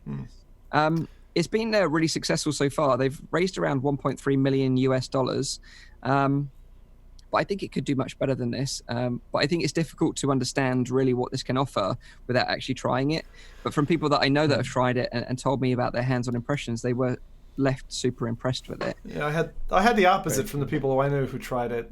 They actually steered me away from it. But I wouldn't count them necessarily as, and just to give you credit again for this, Mike, I know I used the wrong term because I'm not a board game person, but I am a card game and tabletop, I guess you could say, person. So. But that would be it. So I'm sorry, I'm not board game and tabletop. I'm a card game guy. But this is, in terms of a turning point, that's what I find very exciting about this. Like for example, like you play Keyforge. You know, I've dipped into Keyforge as well. Like if they offered that you could play multiplayer with players across the world, that would be super interesting. Right. But what they're saying is, you know, to get developers on board, they could coat the Keyforge cards with certain coating that is invisible to the naked eye, but would be picked up by the Tilt 5 headset, so it could augment these cards and bring them to life essentially in the future, which I think is a fascinating way of doing this. The thing for me that I would love to see professional card games get away from, which is really quite sad. If you've ever sat, you know, or been at a kind of a gamer convention that's not focused on like VR and computer games, but more like card games, D&D and that stuff, it's just the amount of rubbish that's generated. Like if you're opening 15 card packs, the amount of rubbish, like even just for one tournament, you know, with say 60 players in it, it's a mountain. It's literally a mountain, and that's all going to the landfill. And like that doesn't need to happen. Already companies are generally, you know, tending and biasing towards digitization for card games. Some of us like the physical artwork. Like I'm big into the physicality of it. But if I had to trade it off for environmental benefit, I think I would choose to be honest. Yeah. And the price isn't, that's a pretty fair price. A lot of people will probably look at it who maybe aren't board game players and say, geez, that's quite expensive. But a good, complex, like well-designed board game can cost you $30 to $50. Yeah. So this is really only like the cost of 10 board games. And if it's got the extensibility that you're talking about, again. Yeah, and the thing is, it's not just like board games as well, like traditional sort of games as well. They're looking to add support for that. So imagine like Diablo, for example, or like a SimCity game where you could look down into your cityscape, you know, on your table, and then obviously have the added benefit of being able to look around your real world environment at the same time as well. Different genres, you mean? Yeah. Pass through. Yeah. Is the leveling of it, is it like a 3D TV or old school stereoscopic where you're limited by the horizon of the board and then in? Or is there any pop-up effect from this? I couldn't tell if... Yeah, so there's verticality as well. Yeah, absolutely. Right. So it's 3D verticality. They try and sell it as like a hologram board game, basically. Yeah, grand. So, and then I suppose the question will come of... For people who've tried it, how's the opacity? Because like the modern, for instance, AR kit stuff with opacity is brilliant. Like it does a great job of occluding human hands and stuff like that. But I'm really interested in how this develops. Yeah. So I watched a few videos and people were mentioning about the occlusion, and they were saying that the occlusion works really well in that they put their hand in front of the board game, and the world on the board game wasn't on their hand, then, if you know what I mean, it stays on the board because of this reflective surface. I really do think that's key. This reflection, they can work with that fairly easily because your hands don't reflect. Yeah, very smart. Very. Yeah. I think it's a simple use. It's a very advanced use of like simple technology, actually. Yeah, so using projectors, lenses, and this reflective surface together combined and upscaling the game, It's interesting, really interesting. I'm thinking about backing this myself. It's got 9 days left on the Kickstarter. Like I said, they've already raised 1.3 million. It's $299 for the headset, and it's an SDK if you're a developer. You know what you should do, Mike? You should get 3 more glasses, and then we do a podcast at your home one time, and then spend the rest of the weekend playing that. That's true. We could do that. We could do it like this. We could all be wearing our glasses. We could have our little boards in front of us. We could play together. So like I say, the Kickstarter campaign's got 9 days left. So if you're interested in getting your hands on Tilt 5 early, go check out the Kickstarter campaign because it's going to be shipping in July next year to backers. Cool. Seems good. It's one of those that, like, if you got the money and you're into it. And I would say, like, don't take my word for it. Go and check out Norman Chan's hands-on review. Norman from Tested. She does a way better job, of course, of explaining it than I do. And then you can learn more about it. But yeah, I think it is fascinating. I think it's something interesting and new that we've never seen before, and could be something really unique and interesting for the future of board games. Another just small point for developers or people who are looking to launch on Kickstarter. When you have the say creative director or equivalent talking passionately, that for me as a person who's sitting there assessing whether or not I want the thing, like showing me what it can do, great, but the person in the drive, like, oftentimes is the thing that actually pushes me over the edge. So if you're gonna do a Kickstarter, consider doing that. Doesn't matter what you look like, just the passion is really what matters. And actually it's something that drives each of our audiences. Someone catches the fire in someone else's eyes, that usually is what gets their attention. So, and that's why you should also consider us covering stuff that is not out yet, and you want to promote it on Kickstarter. Yeah, and it's worth mentioning, the main developer behind it, Jerry Ellsworth is her name. She's got her own YouTube channel as well, that she does a lot of behind the scenes stuff and explains a lot of like the technical aspects in great detail because she's the lead developer behind it. So, go subscribe to Jerry Ellsworth to learn more about it if you really want to know about the technical aspects of how they pull this off. Fantastic. So that is Tilt 5. Now let's pass it over to Nathie to talk about the top PSVR games voted by the community released this year so far. Yeah, well, released this year so far. There isn't that much coming out anymore, as far as I know, or we're waiting for a big treat. Of course, we thought we were going to get Iron Man. In the end, that wasn't the case. So, like, the games that I have in this list are all, they came out a while back. And I don't think there is much to add anymore at the end of the year, but maybe, who knows?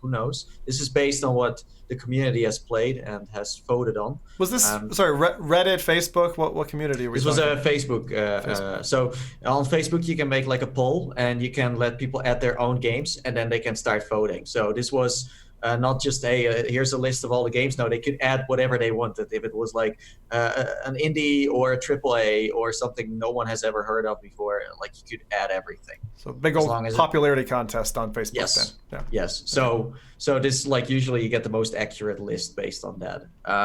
So let's just start off with number 20, of course. So I'm not going to say that much about every game. I want to keep it short because it's a long list. And if some of you guys wants to like say something about this title, like, oh, this is really why it's in this list or why does it stand out, then shoot away. So number 20 is Doom VR. So I don't know. Yeah, I think so. It's older though, right? It is quite old. People done it, tried it, moved on. Correct me if I'm wrong. I think it came out in 2017. I think. That sounds and right. it came like November. it was announced with Fallout VR and also Skyrim VR. I thought that in that list of like those 3 games back then, I think Doom VR was my least favorite because it did feel like Doom VR. I thought the teleportation tool that they made for this game kind of blended in with those gory kills you made. So I thought that it's one of the first games that I saw using teleportation in a different way than just, it's teleportation to move. No, it's more. You know what I mean? 1st of December 2017. Ooh, I'm on point. So that's the Doom VR on number 20. Then we have on number 19, Batman Arkham VR. Awesome. Yeah, solid title. That one I think will stand up even today. Yeah, I think so. Yeah. Yeah, and like we mentioned recently on the show, it recently got index controller support, so you can play that on the index as well. But yeah, of course on the PSVR it's great, and that moment where you delve into the Batcave for the first time and you put the mask on, it's amazing. Yeah, the cowl. Yeah, you put that on and it does the best job of making you feel like a superhero. I mean, maybe Iron Man will change that now, but. And that was early as well. That was like a launch title, I think, Arkham. Yeah, so it was like I think it was a PSVR exclusive for like over a year. It was the first time we saw like an exclusive pop up where it was like, okay, this is only PlayStation VR and nothing else. So community was a little angry, of course. Had to still get used to the fact that making money is also a thing in this industry. But you can now play it on almost every headset, or actually I think you can because Oculus Link, right? So you can play it soon with every headset you want. Do you guys find that that's calmed down now? The kind of exclusivity fire that used to happen every time a title had exclusive rights? Or is it just that there's so many headsets now and platforms that people are getting a bit distracted? What do you... I mean, there's always a little bit of a fire going on, but it depends on where you're looking and what part you are, I think people still get for Asgard's Wrath, people still get annoyed that, it's an Oculus exclusive title, even though that you can use Revive to play it on other headsets. People still get annoyed by that. But again, it's just that they don't really understand where we're at in the industry right now and why it's important that these things still have to happen. And why the economics behind it actually end up benefiting. Yeah, exactly. Yeah. So, next up, we have on number 18, Trover Saves the Universe. Just don't play this one with your kids around. I hate that everyone says that. There are 2 modes, the mature mode and also the, kid-friendly mode, whatever that means, but it's not kid-friendly. No, still not kid. No, it's not. It's for people who take offense, I suppose, to all the hard expletives and that in the game. Yeah. Yeah, but the content is still there, which is still very much adult content. Yeah.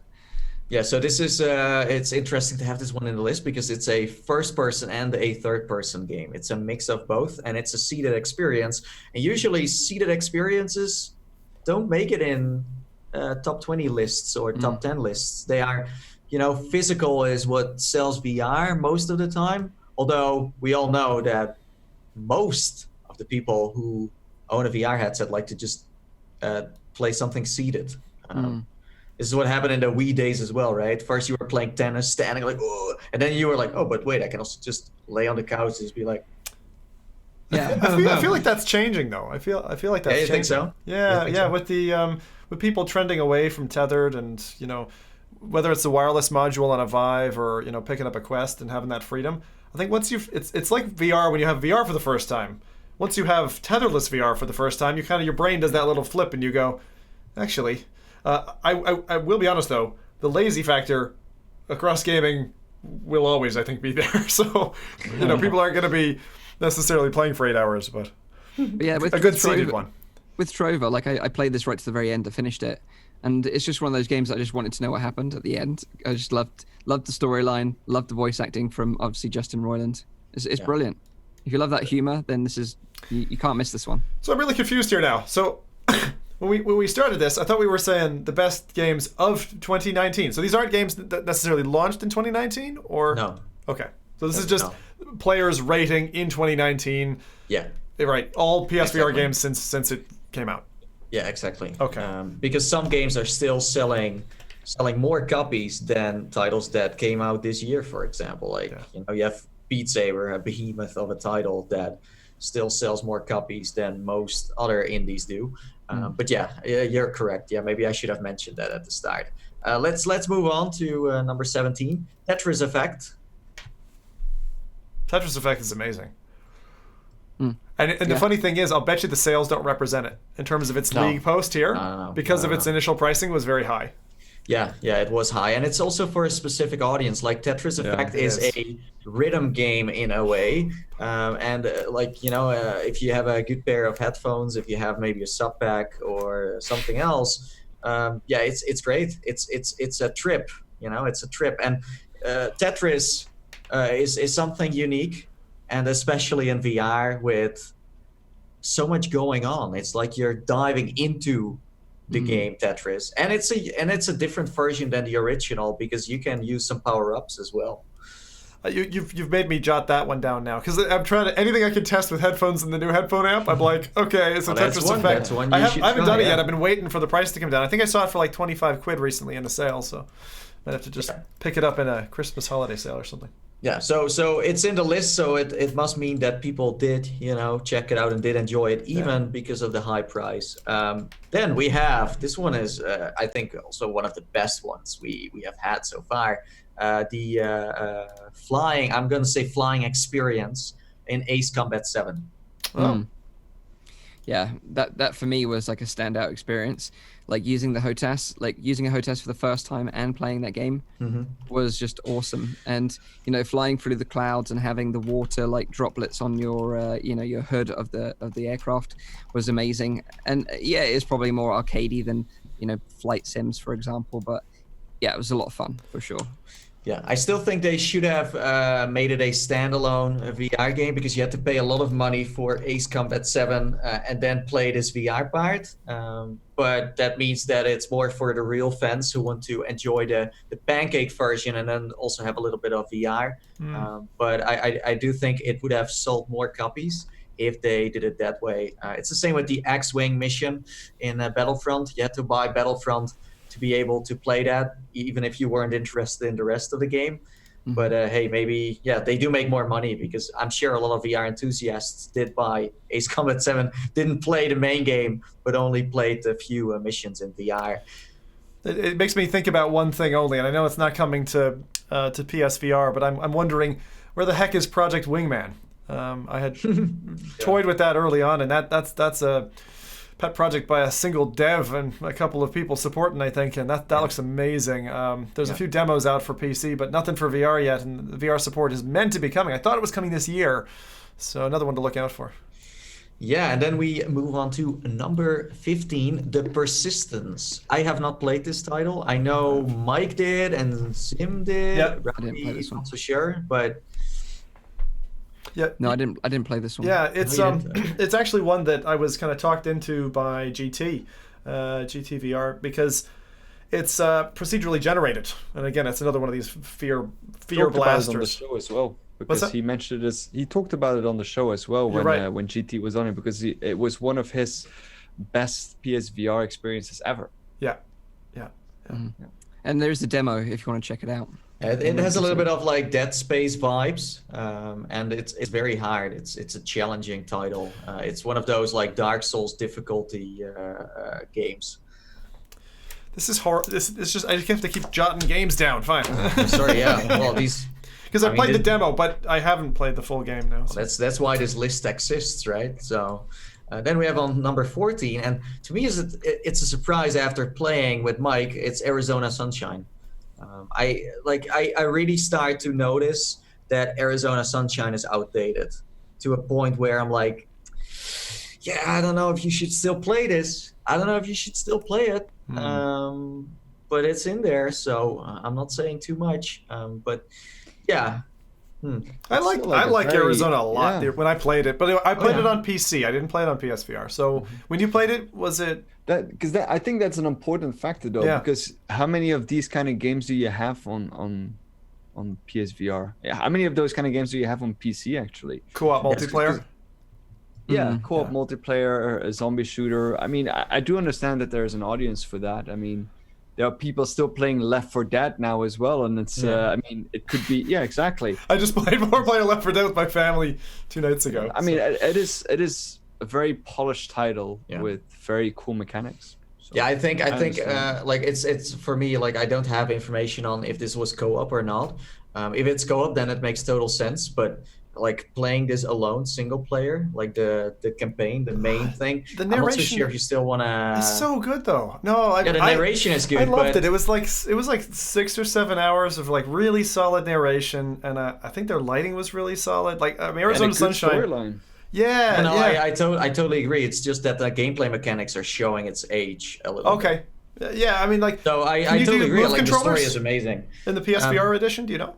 Well, in general, Arizona Sunshine, you had to play that with, the moves. And I think they also had aim controller support, but I'm not so sure about that. I think so. I think it did. Correct me if I'm wrong. Moves and aim, they're saying in the chat. Wow, aim controller. How does that work? Moves and aim. No idea. It's just that right now there are more games coming out that seem to be a little bit more up to date. So it's not like I'm not saying Arizona Sunshine is a bad game. It's just for me one of the first times that I was like, wow. So after 2-3 years, we start to notice that the first ones that came out in 2016 are starting to, you know what I mean? Where show their age. You once played a game like 10 years ago. Like for me, BioShock 1, it's like, wow, this is an amazing game. But when I now jump in there, it's like, this was not like the first time I thought I played it. Like, well, it's when there's key evolutionary steps that are missing. And you miss them, and you're like, oh. And that's a good sign because that means we're going to the next level and games get better. So, like, first we're always like, oh, this is the same again. This is the same again. So it's a good sign in the end, So yeah, let's move on. We have on number 13, Borderlands 2 VR. We already spoke about that, so let's go to the next one. Number 12, and this is from Uncle Frank, of course, Firewall 0 Hour. Hey. I think it even belongs even higher in the list. What a fantastic game. I just wish it would come to PC. Yeah, no, it's a great PSVR title. Space Shooter Project is coming to PC, though, so we'll see. Yeah. Well, this is a reason to buy a PlayStation VR. Firewall 0 Hour is a great tactical shooter. It's super fun. And the community is still playing it, Yes. Which is great. They just landed a new map on it. Mm-hmm. Then on number 11, Moss. I love that game. Classic third person, also mixed up with first person. I would have expected that one to land a bit higher, especially because they recently released like a new DLC. No? Yeah, I've been wanting to go back and play this game again because I loved it so much, and I'm sort of tempted to do like a live stream of the whole game because it's only like 3 hours long or so, so it's kind of easily streamable, but just kind of have a chill chat with the. If there's one game that I would applaud for its nice audio, then it's Moss. Yeah, they do a great job. We're really typing ourselves here. Here I'm like, oh, the multiplayer co-op shooter, that should be higher. And you're like, story mode single player game, that should be higher. It's just really funny. But I think Moss, the thing I would say about it is, if you can play it on PSVR, or if you can play it even better on PC, like the fidelity in that game is just incredible. The visual fidelity and the graphics and the little mouse running around, of course, Quill, really cute. I didn't really like the look and feel of it on Quest. Like it feels pretty carved back compared to the other experiences. And I think it's because when you have such a gorgeous game and they have to strip things out, Sim, kind of like Robo Recall, Sim, don't worry, Oculus Link. That's all you need to know. If you play this on the Index at 120 hertz, it's beautiful. I bet. It's beautiful. Well, that's another top 10, top 20 list we could make, Moss, Quill, in my opinion, is one of the flagship characters of VR. We should be very proud of this, character they created. I would say. I'd say undoubtedly is going to come back in a sequel. Oh yeah, there'll be a second volume for sure. Yeah, I think so too. Then we have number 10. Anyone wants to make a guess on this one? Wipeout. That's actually a pretty good guess. No, but this is gonna be too random. When we get to the top 3, random. maybe. I know, but it's like 10, so this must be like a. The cutoff point, right? It is a shooter. It's in white and red. Oh, super hot. Yeah, super hot. That's the one. Yeah. Still ranking high. I get that. Seems to still. It's one of those endless games. You can keep on playing it. Sells like bacon. That game. It's still one of my favorite VR games of all time, and it was the only time. It was the only time at OC6 where I actually got a little bit fanboying over like a developer. I met the developers and I just kind of like lost all self-control and was just begging them to make a sequel. Super cool. Until they just told me to go away. So. Can I have merch, please? Yeah. There we have Super Hot, and I think the main reason why this game is so popular is because it's time moves only when you move, and that's a concept we haven't seen in any other titles. We have not seen anyone even copy it because they're too afraid to. It's just a great game. It is.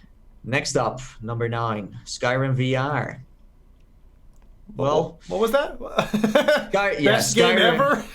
Skyrim VR number 9. Now, from my experience, because the first time I played Skyrim in VR was on PlayStation VR, I thought, but that comes from someone who plays with every headset, I thought that the controls were quite difficult to get into. There were so many menus. That Skyrim as a pancake game has a lot of, button combinations, a lot of key combinations. So the fact that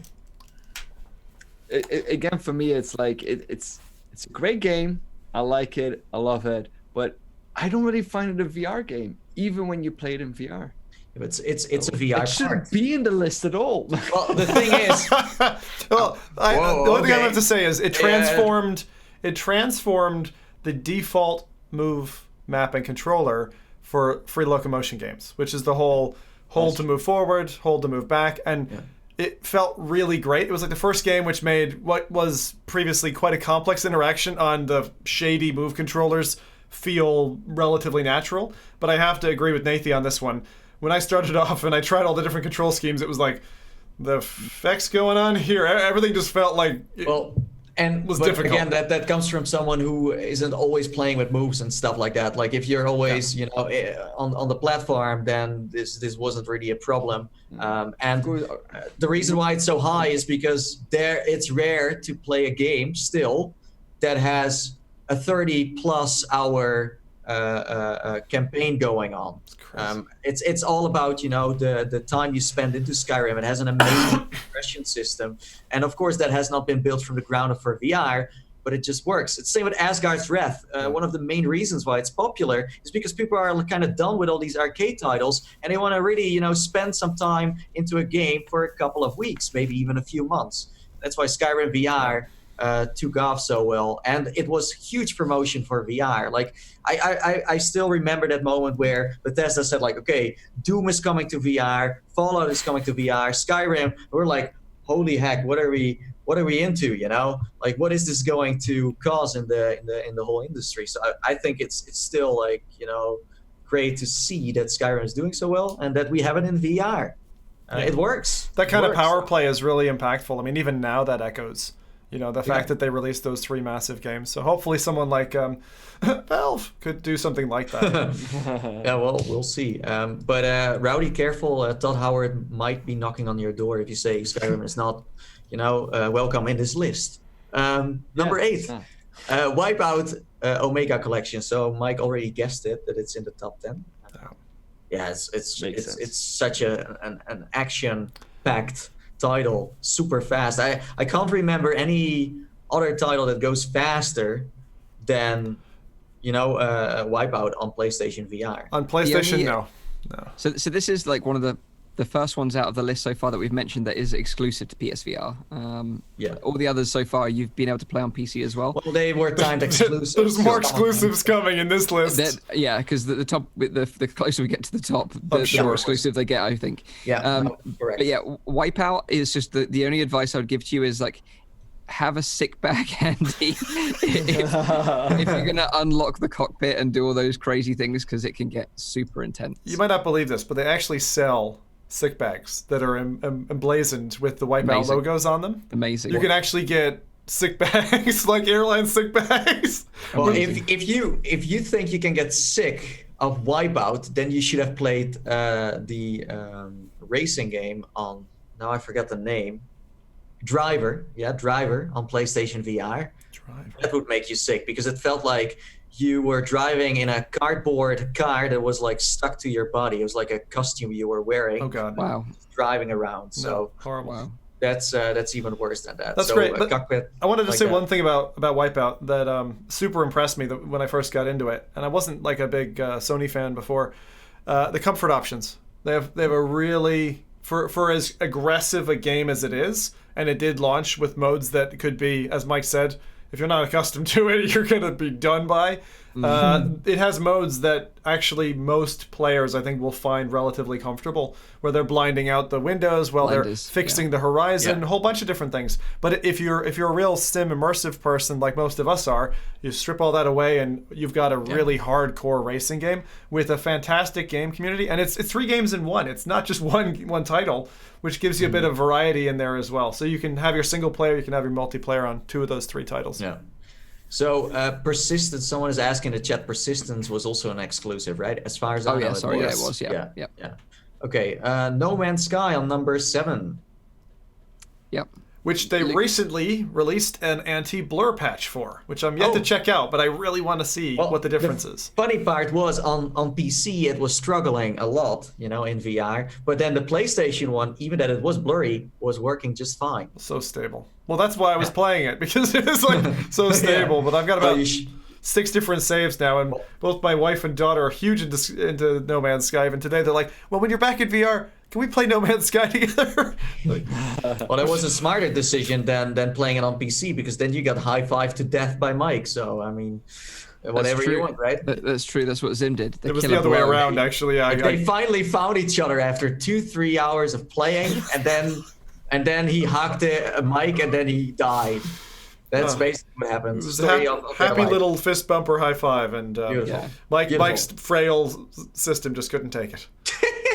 So, number 6, Farpoint, with, of course, the aim controller. This was the first game that came out with the aim controller. It was a bundle, and not that expensive. I think it was like $70 or $80.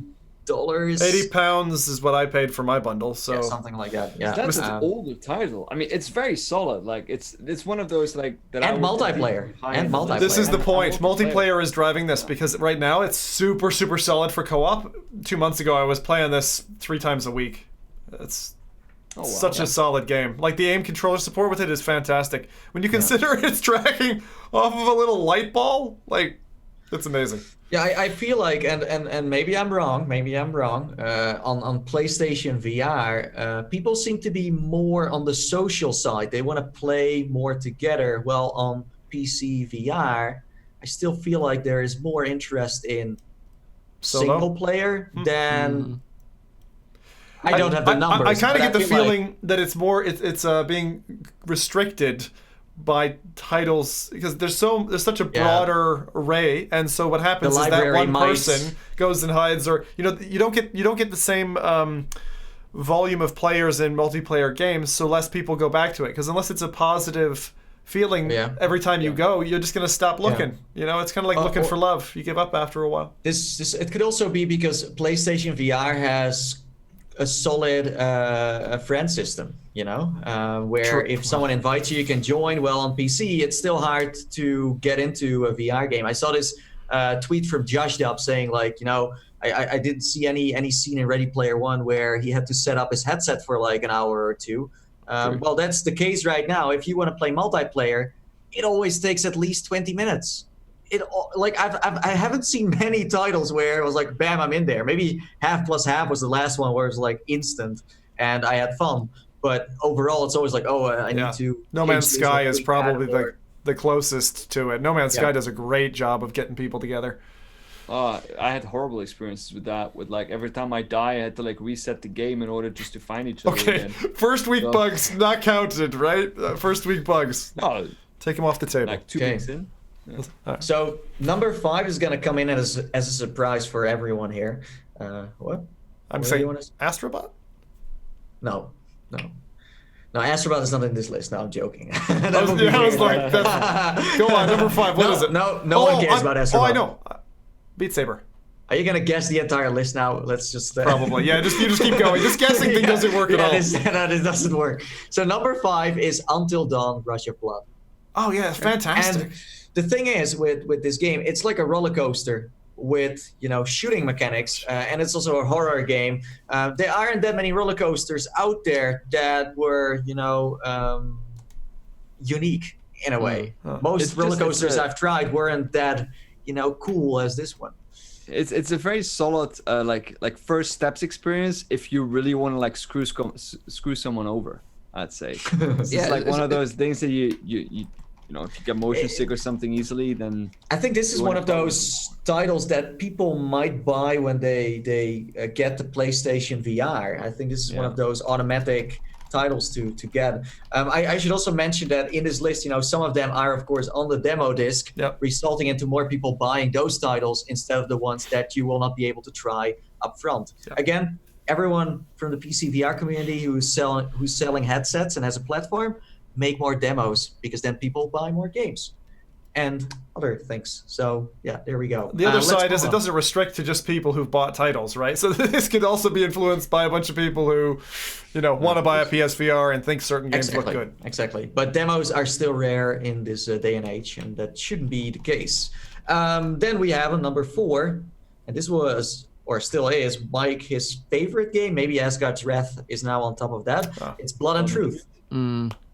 Yeah, there is a power struggle between the two right now, because obviously I haven't even got anywhere near completing Asgard's Wrath. But Blood and Truth, the storyline, the voice acting, the action, it just makes you feel like you're part of this epic gangster movie in London, which of course I live near anyway, so it brought even closer to home for me. So yeah, I just loved this game so much. I just thought it was a standout experience, and that there has been so many standout experiences on the PSVR for me, and I'm sure we're going to touch on those games as well. But yeah, Blood and Truth still, I think, is my number 1 this year so far. This I have not heard about before. Great Tantrum says for Blood and Truth, they just expanded the game with all new challenges and modes. Maybe worth revisiting for those of you who are a fan. Then, number 3, Beat Saber. Whoa, it's not on top. Classic. Wow, I'm surprised. Classic. And that's fine, not being on the first place. I think there is, room for more, always. So yeah, Beat Saber number 3. I got a Beat Saber related question for you. If you had to relate Beat Saber to like a 2D game, or just telling friends who don't know much about VR and hadn't seen what Beat Saber was, how would you describe it? What would you relate it to? Music with lightsabers. Is there another game like it though? Become a DJ and Jedi in one. And yes, there are many copies of Beat Saber, but I haven't seen any that is at least better than. Is played by a Jedi. Guitar Hero played by a Jedi. That is an excellent way to do it. I'm just thinking the nice thing about Beat Saber is it's pretty consistent across the platforms. At least now. I know for a while there, PlayStation had some special features and got an early foot up, but it's nice that we've got that. I wonder what's next with Beat Saber, right? 360's coming at some point. Yeah, although only to Quest. Is that true? But, oh, right. Yeah, makes sense. Wireless. Oh, right.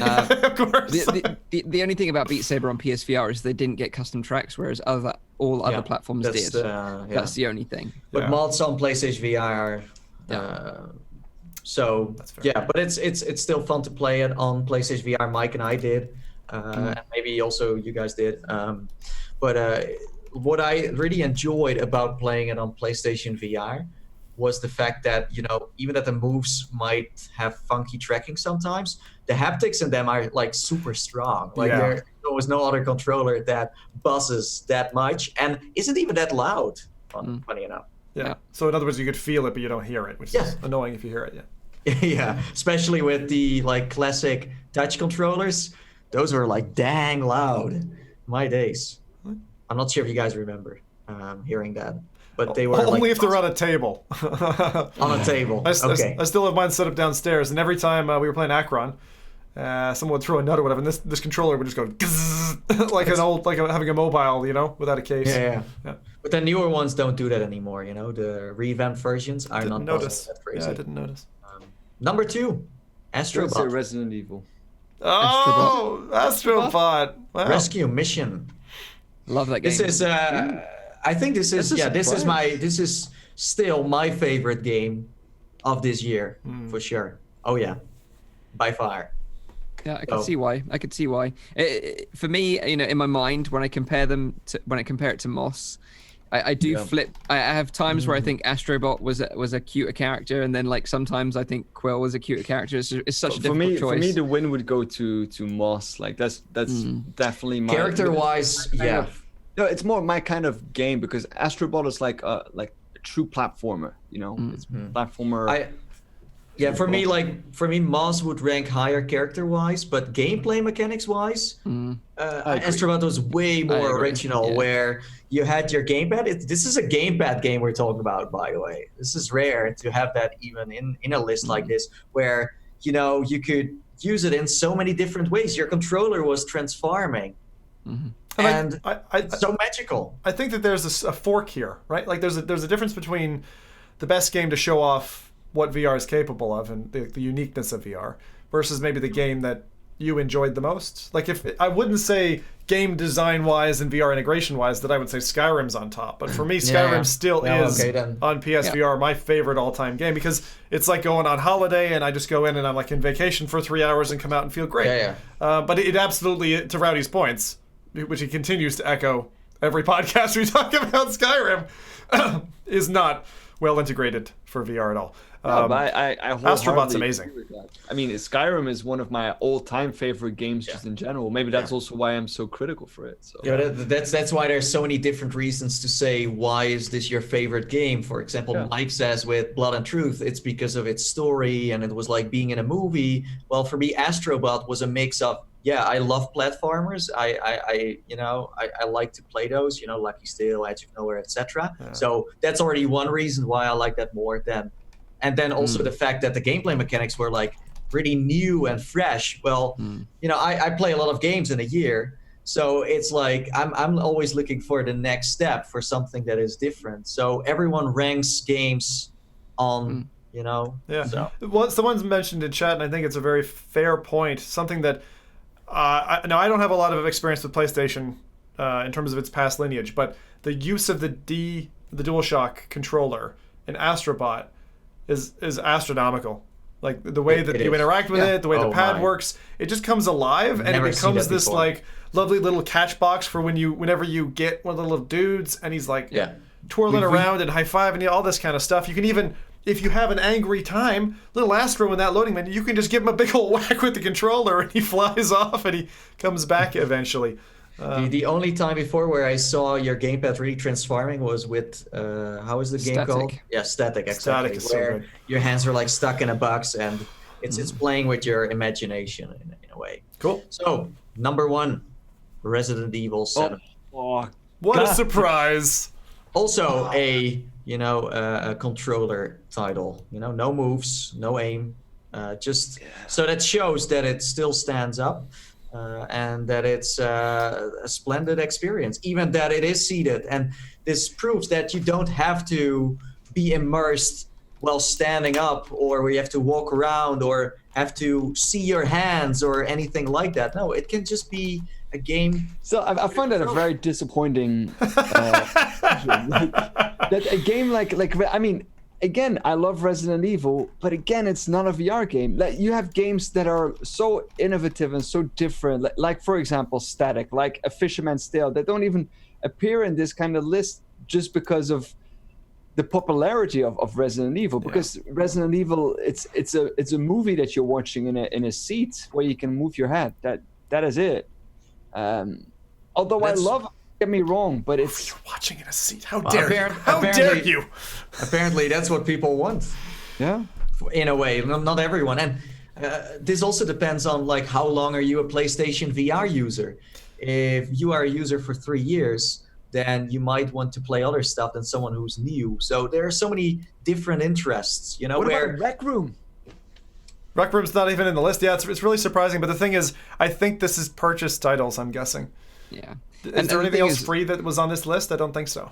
And again, this is community based, so like you have this group of people on Facebook that have maybe the same interest and kind of gather to a certain degree, and then vote. Like if I would put this list on another like Facebook group, we might have a different result. I'm sure we will. But isn't Creed on PlayStation as well? Creed. It is, yeah. Yeah. But I think the list has been pretty solid, to be honest. You know, I think it's pretty accurate, and I would understand that Resident Evil 7 is number one. You know, it's a very immersive title. It is very intense for newcomers. I will say that. Like, I think you know it can make you a bit motion sick because you're not in control of the head camera movement at times. Yeah. However, you know, it will give you some of the most memorable experiences that you'll ever have in a video game by experiencing it in VR. I will never eat cereal the same way again, play blackjack the same way again, enter an old creepy feckin' house the same way again. It's awful. I mean, I agree with that.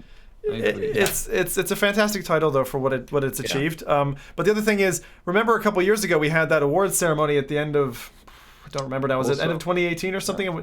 And this one came out on top. It's not really that surprising because it's such a big name and with such a huge lineage, right? Mm-hmm. It's got so much momentum behind it. So so that's like the top 20 like voted by one community of the many communities, and I wanted to do this because it's like the 3rd anniversary of PlayStation VR.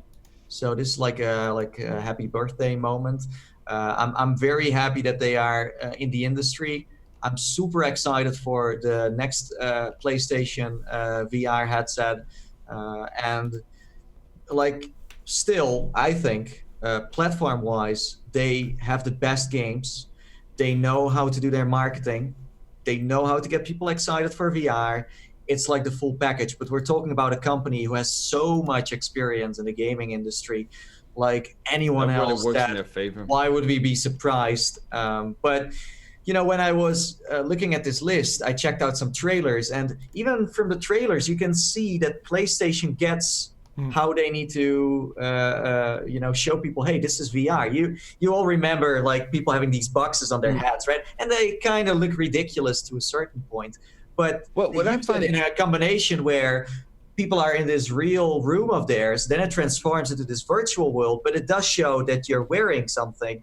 And I think that translates well to what I've seen on TV, because PlayStation VR is the only thing I've seen ever on TV, on my TV. Well, what I find strange, actually, if you look at like the beginning days of FReality, like a lot of the comments were like, oh, this is going to be great for like sim races or simulation, but beyond that, it's not really like that popular, like, oh, it's never going to take off except for in simulation, right? But if you look at this list, there's almost not a thing, like there's well, I mean, we have Wipeout, which you could classify as a racing it's not a lot, game, though. but it's not a lot. Yeah, there's not like any like Forza even.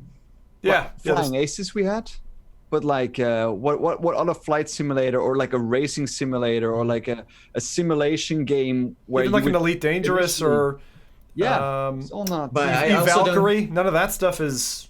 But I also haven't seen Sony really focus on that. No, that's what I mean. Like if you listen to like the initial comments on FReality, we're like, oh yeah, you know, it's gonna be for sim racing and like these simulation kind of things are gonna be great. But ultimately, if you look at like how the industry, if you would have told me like 4 or 5 years ago, oh yeah, VR is gonna be great, we're gonna have 3 titles that are platformers in the top 20 of games, I'd be like, yeah, you don't know what you're talking about. Yeah. But at the same time, Astrobot, Moss, and I think another one I'm forgetting was in here as well. So that's pretty weird and impressive. I think that if you look at all the games that have been on PlayStation VR so far, there haven't been many that were real bad. We have seen a few, but overall their moderation was really solid. The only title I can remember that didn't make it at the start, but maybe it was too early, was Riggs from Guerrilla Games. Yeah. Big studio. I wish it did better because I think we would have seen a few other VR titles by now, but because that was a flop to a certain degree. Wrong time. Wrong timing. Wrong time. But Guerrilla is they can pull something magical out for sure. Yeah.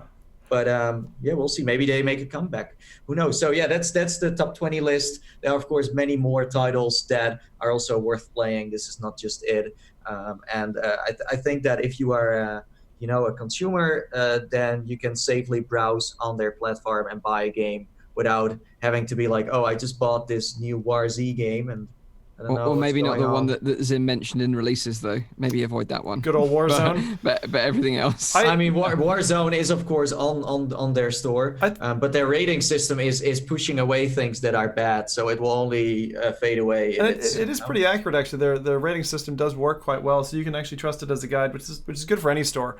But I think there's two main characteristics why PlayStation has been so successful. Number one, I mean, it's not a simple bit of kit to set up, honestly, compared to consoles. One of them is the price, and the second one is easiness to share with other people and get other people excited. The fact that it appears on your TV as the person's in the headset, very easy to enjoy in a family environment and with friends coming around. And VR didn't have that until really Quest. Yeah. The casting certainly doesn't scratch that itch yet. I mean, it's not good enough yet. And design-wise, it's quite playful. It has a good design that still works. The strap was the only one that nailed it back then. Now it's funny that most headsets we see are copying the Halo design. Strap. What PlayStation VR had. And yes, setup-wise, like you could say it's complicated, but on the other side, if you look at it, there were a lot of cables, but the way they were introducing the box to you with the manual and everything wasn't that hard. I mean, you have the Kinect camera. Well, with the Vive and also the Rift, I had to, put my sensors on a table, on a bookshelf, or even mount them in my. Of course, that's like a total different audience. But PlayStation VR is, on a level that a lot of people, it's a good entry level. So, again, I'm very excited for. I don't know if it's going to be next year. We know PlayStation 5 is gonna. Drop at the end of next year. But PlayStation VR has not been confirmed. We do know that this kit that is now, a thing, will work with PlayStation 5. But the new one, we don't know yet. I was really hoping for something standalone, but I don't know if they want to go the Vita way again and kind of split off. Yeah, who knows? But I think we'll have to wait until after the console launches before we'll see anything in the PSVR 2 era. Yeah. But I think it was a solid list. We've had a really long show, so thank you for those of you that have kind of stuck around. It's like 2 hours and 20 minutes. People usually enjoy it. Like I saw comments from last time. They're like, "Oh, thank you. Now I can, actually finish my drive home in not a boring way." Yeah, I appreciate, that people do enjoy it, but for our own sanity, doing 2 hour plus streams is taxing. But yeah, so we hope you've enjoyed it, though. If you have, of course, let us know. We'd love to know your feedback. But we've talked about tons of stuff in this episode: Red Dead Redemption 2 VR, Varjo, Tilt 5, all these PSVR games as well. So if you've enjoyed us, let us know. Leave a like on the video. That would also really help us out. Subscribe for all our future endeavors on YouTube and other platforms. But just a reminder, it's a weekly VR, AR, and MR talk show, live streamed every Saturday on YouTube, Facebook, and on Twitch. You can catch the show in VR with big screen TV, watch it with other like-minded VR enthusiasts. Really cool way to watch the show. You can catch the show at 7 p.m. in Europe, 6 p.m. in the UK, and 12 midday in Central US. And also check out the audio version because we put a lot of work into making that sound beautiful for your ears. And that's on iTunes, SoundCloud, Anchor, and on Spotify. I think we're just going to wrap up the show. Sorry, chat. We got to cut it. It's run so long now, We got to cut it. So have a great week in VR. We'll be back next week at the usual time. Until then, take care and bye-bye for now. See you later. Bye-bye.